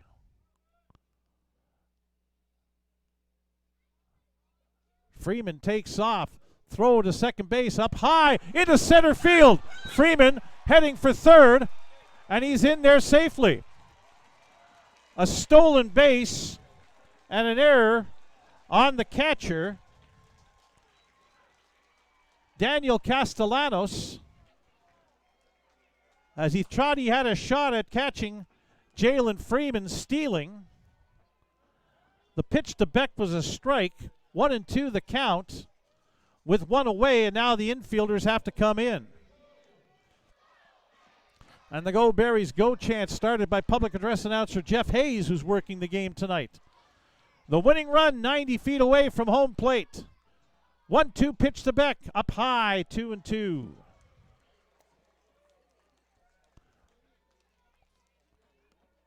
I'm surprised that Rai Pathakos is not intentionally walking Beck to get to Ethan Menard. 2-2 pitch. Down low, they're going to check, appeal at third base, and the umpire there says no swing. So it's ball 3, a full count on Carter Beck. With one away in the bottom of the 10th inning, and Jamal Freeman on third base. Infielders at the edge of the infield grass.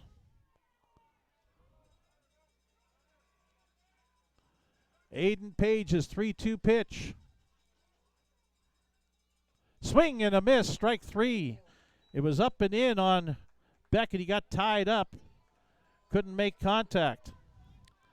So now 2 away, and Ethan Menard coming to bat. And the infielders will back off. Back to the deep parts as Menard 0 for 4. A walk and a run scored.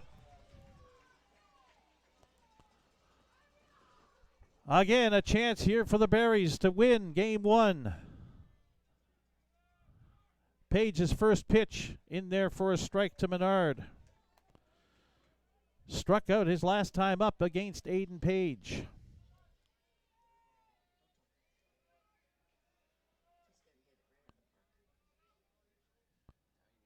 One strike pitch and a breaking ball in there again for strike 2. So now Aiden Page is a strike away from sending this game to the 11th inning.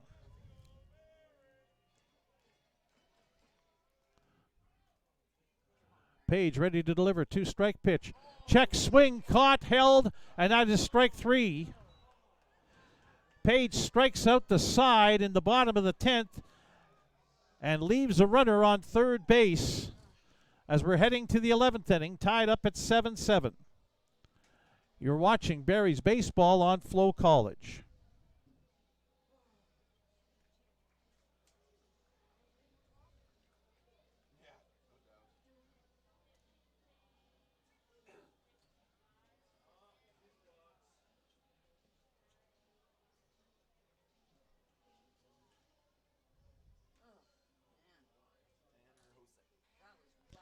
New pitcher.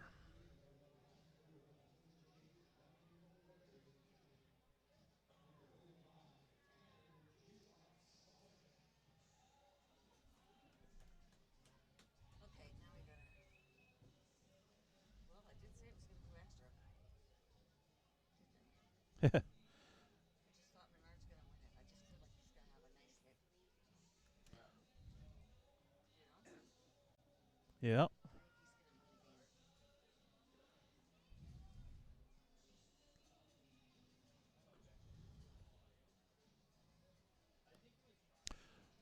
So as we head to the top of the 11th inning in a 7-7 tie in Game 1 of the best-of-3 East Division Final, another new pitcher, fifth one of the night for the Saskatoon Berries. It'll be Tanner Hosick coming on for the second time in the playoffs.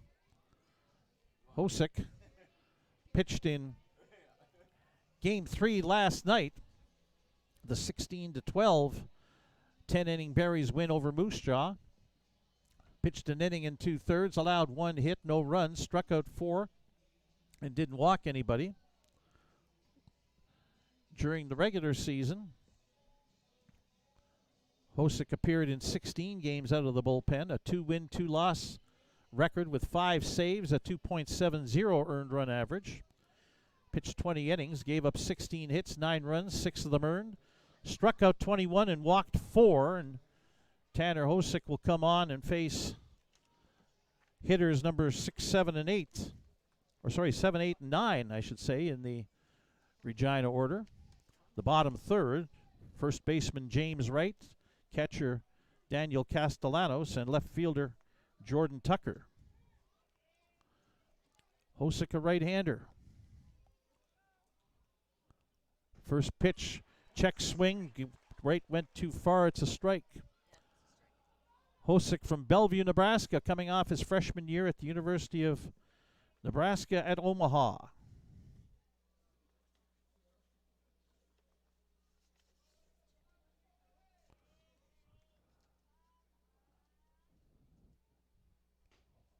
Inside, 1-1 to James Wright. I know one thing I've forgotten to do tonight, and that's ask for and find out the attendance for tonight's game. Thank you. 1,686. There's a strike. I was going to use the attendance to make the fact that pretty much all of them are sticking around. Nobody's really left. Few people have, but not many. In the crowd of 1,686. And again, a good crowd considering tickets only went on sale at 10 a.m. this morning for this game, because it was uncertain whether or not there'd be a game tonight. 1-2, Hosick now to James Wright. Fouls it back to the screen, stays alive at 1-2. Wright 0 for 4.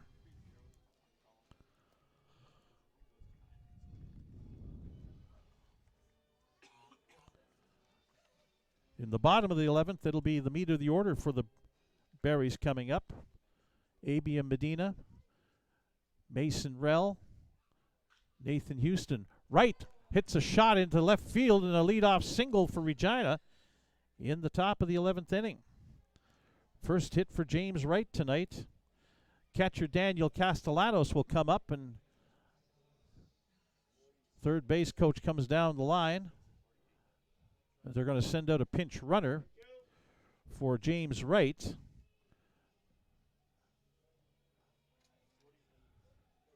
It'll be Jory Graves, a Regina product coming off his sophomore year at Bismarck State, coming in to run for James Wright. And Castellanos, you have to think, will be asked to bunt here, and he already is showing that he intends on trying to do that. Mason Rell creeping in. Put down towards first base. Gloved by Menard. He'll flip it to first to the second baseman, Medina. So Wright is out up to second base, and Castellanos is out on the sacrifice.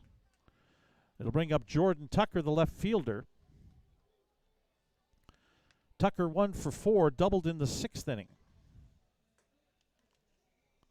And then the top of the order for the Regina Red Sox, and Raphael Jackson waiting on deck as Balin Sorensen out to the mound to talk with Tanner Hosick.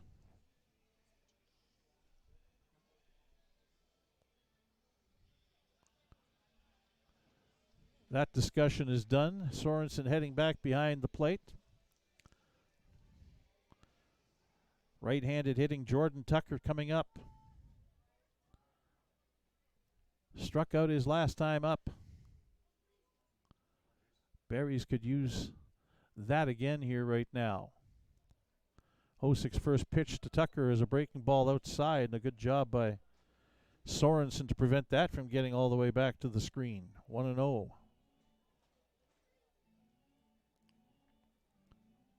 Tucker 1 for 4. Go-ahead run for Regina in scoring position at second base as Hosick trying to come together with Sorensen on what to pitch here to Jordan Tucker. 1-0 pitch is down low again, 2-0. Raphael Jackson, the right fielder, is on deck.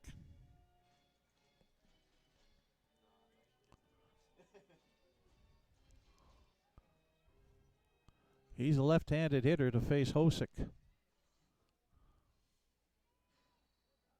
2-0 pitch. Fastball at the knees for a strike.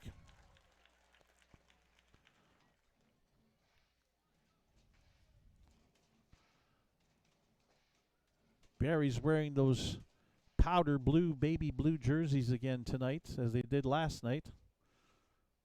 That meant equipment manager Max Hildebrand was busy. Fouled off over the first base bleachers. 2-2 the count.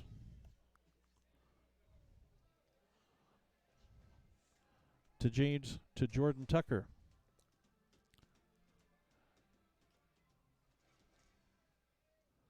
Hosick shaking off some signals from Sorensen. Shakes off again. Now he's finally got what he wants. Tucker stays in there. I'm surprised he didn't call time. Checking the burner at second. The pitch is on the ground. Houston has it. Throws to third. They've got him out. Jory Graves running to third base with the ball in front of him, hit on the ground. A base running error, a fielder's choice, puts Tucker on first as Graves is cut down at third for the second out. And so now Raphael Jackson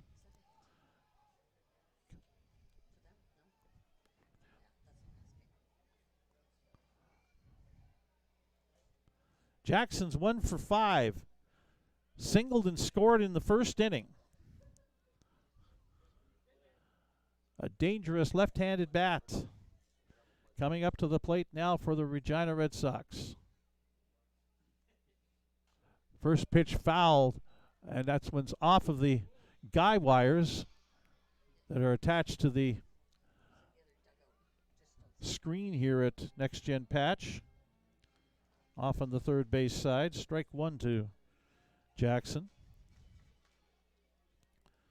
Zaid Brannigan, the second baseman, on deck for Regina.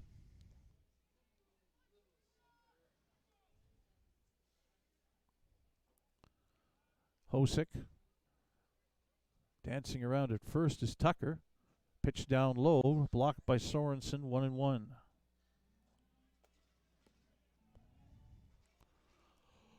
Top of the 11th inning, game one of the best of three East Division final.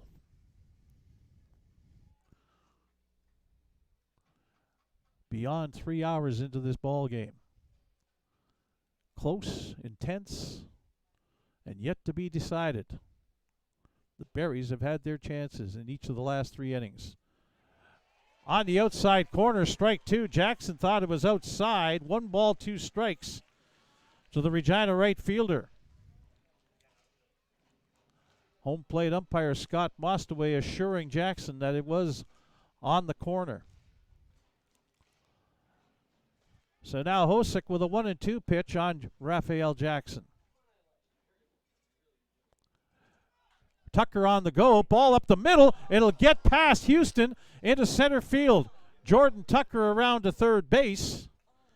And we have runners on first and third with 2 away. A ball hit right towards Nathan Houston. It took a dip on him, and it's going to be an error on the shortstop Houston to put runners on first and third, and Joe Carnahan out to chat with Tanner Hosick. There is nobody throwing down the right field line in the Barries bullpen, with Zaid Brannigan, the second baseman, coming up. 0 for 5 in the game.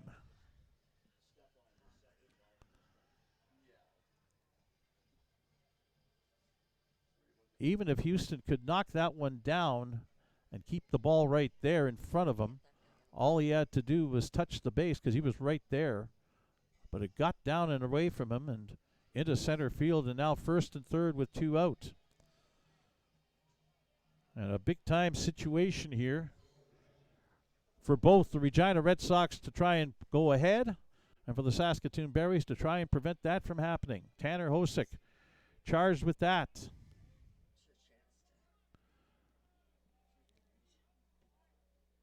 Jackson at first, Tucker at third. Do the Berries even attempt to throw 2 through on Jackson, attempting to steal here? Hosick's first pitch down low to Zaid Brannigan, ball 1. Brannigan's grounded out a couple of times, struck out, flown out, and popped out. He's made out pretty much every way. The only thing he hasn't done tonight is hit safely, and he's a dangerous guy. A 1-0 pitch upcoming from Tanner Hosick to Zaid Brannigan. A hit up the middle, and that's going to get through a base hit, and Regina's going to take the lead at 8-7. An RBI single for Zaid Brannigan. Jackson up to second, and the Berries are down 1 to the Regina Red Sox now in the top of the 11th inning, with Matthew Fox coming to the plate. It's an unearned run here for Regina in the top of the 11th inning. And again, you start looking to the bottom of the 11th. Abiam Medina, Mason Rell, and Nathan Houston due up for the Berries.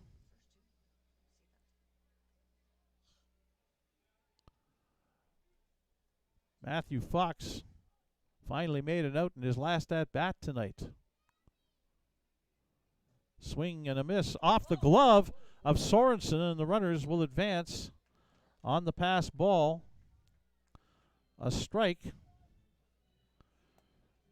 to Matthew Fox, who's 3 for 4 tonight, has scored 2 runs and walked once.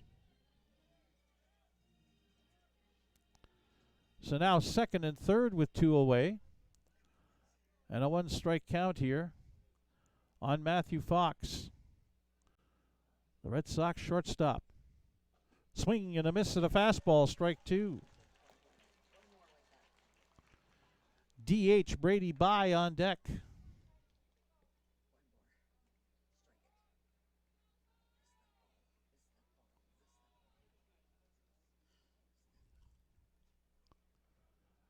Here comes Tanner Hosick with the 2-strike delivery.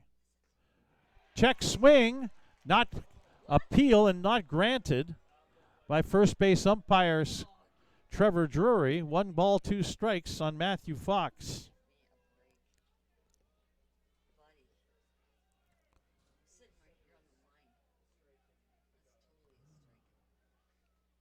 So Hosick has to compose himself and deal with Matthew Fox again.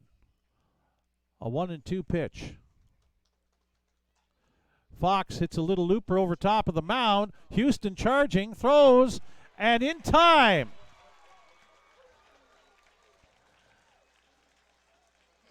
Third out of the inning. That was, again, bang, bang at first base. But Regina do score a run in the top of the 11th inning. On 2 hits, there was 1 Saskatoon Berries error and 2 runners left on base. After 10.5 innings, it is Regina 8, Saskatoon 7. You're watching Berries baseball on FloCollege.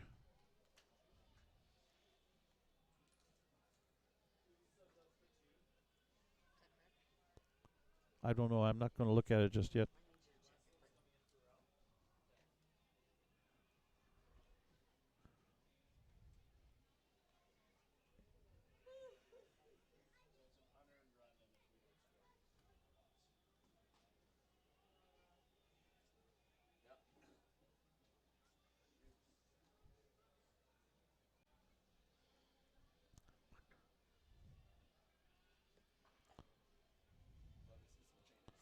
Yeah, we got a new third baseman and a new first baseman.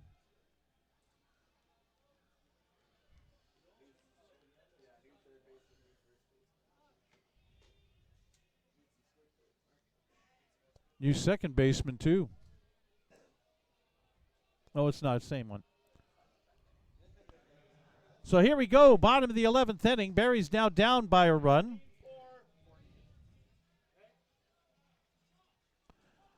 Into the ball game, Riley Bender in at first base after James Wright came out.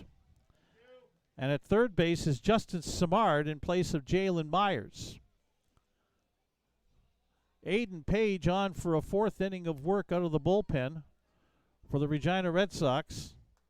And he'll face the meat of the order for the Saskatoon Berries, starting with Abian Medina, who's 4 for 5 tonight with a couple of runs scored. Aiden Page's first pitch is a strike. Medina faced Page back in the 8th inning and grounded out to second base.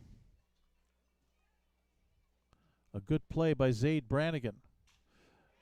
This one's a little looper. Brannigan leaps up and can't make the catch, and Medina is on with his 5th hit, a broken bat single. So now Cooper Westland is the batter in place of Mason Rell. He came on defensively after Evan Janner ran for Rell back in the bottom of the 9th inning.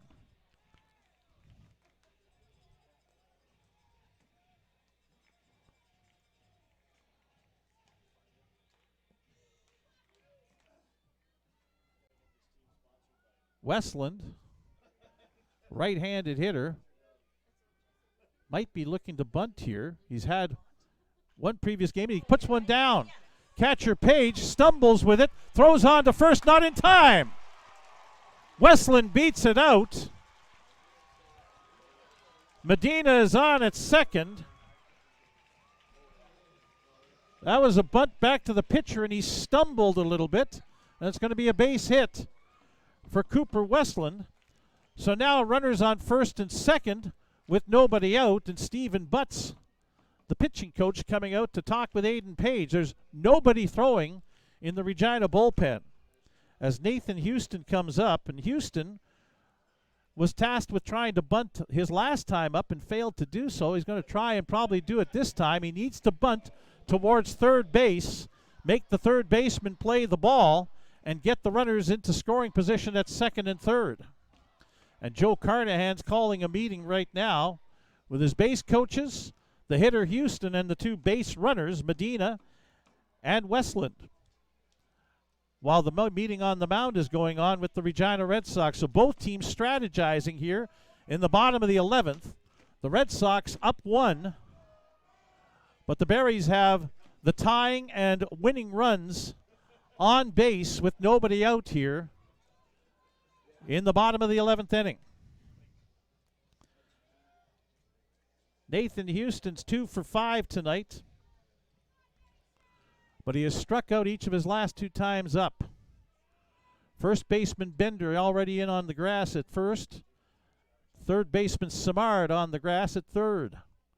Houston shows bunt, the pitch down low, ball 1.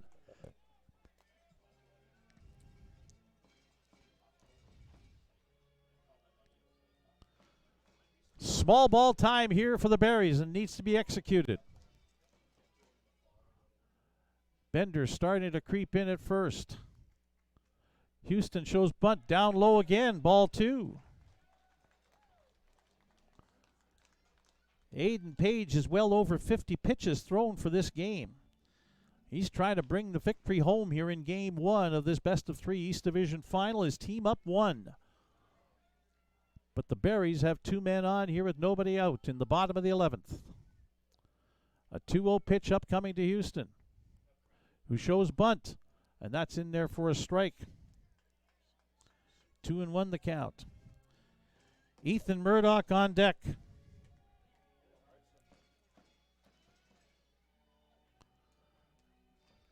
Medina at second. Westland at first. 2-1 pitch. Houston stabs at it, misses it, and it's now 2-2. Oh, they don't call it a strike. They say he didn't offer at it. An appeal at first base after the home plate umpire didn't make the call. And first base umpire Trevor Drury says no, so it's 3-1, not 2-2. Still bunting, shows it, and bunts it off of him. It's a foul ball and a full count. Rai Pathakos is going to say you bunted it and it hit him out of the batter's box and that he should be out. But the umpire says quickly, no, that's not the case.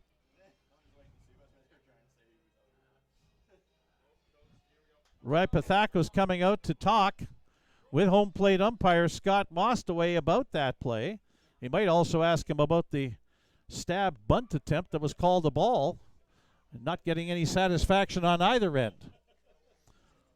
So now it's a full count with nobody out, and Houston needs to advance them somehow else.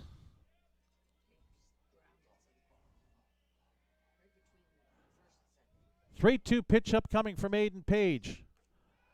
Called strike 3. 6th strikeout of the appearance for Aiden Page. And now up comes Ethan Murdoch with 1 away, and the runner is still at first and second. Murdoch 0 for 3. 8-7 Regina. The Red Sox looking to finish it off and go home tomorrow with the chance to win the series. As Murdoch looks at a first pitch strike. Corey Waters on deck.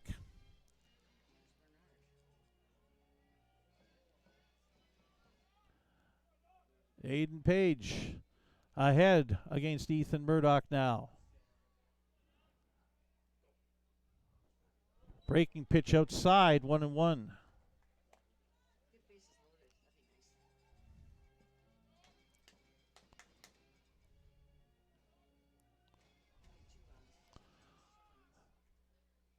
One away, 1 ball, 1 strike.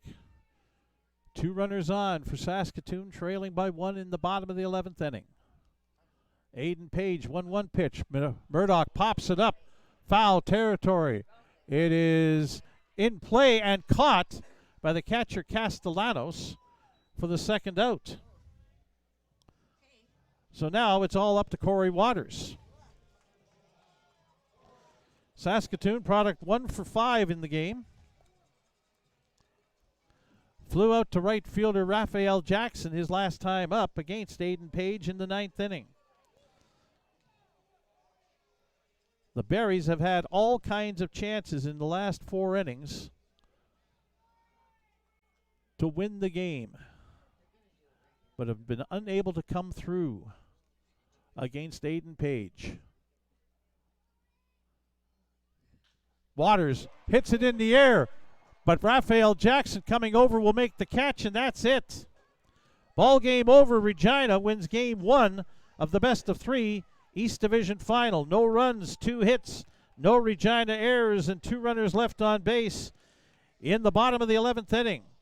And the Regina Red Sox come into Saskatoon into Next Gen Patch at Cairns Field and beat the Saskatoon Berries 8-7 and take a 1-0 lead in the best-of-3 East Division final, with game 2 tomorrow night at Curry Field in Regina. The Berries have to win that game in order to force a Game 3 back here at Next Gen Patch at Cairns Field on Tuesday at 7 o'clock if it happens.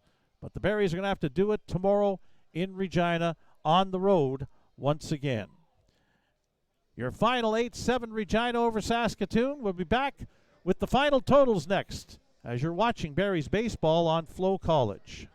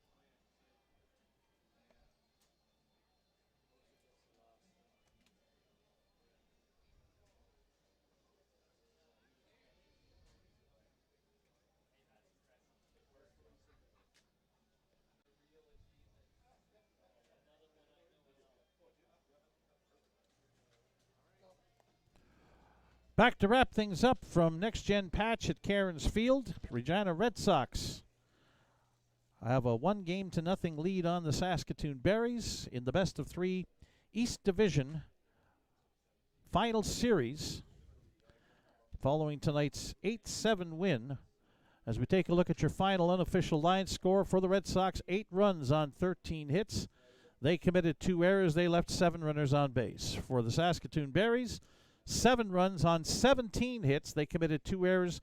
They left 12 runners on base. That number, again, is very critical to the way this thing happened tonight.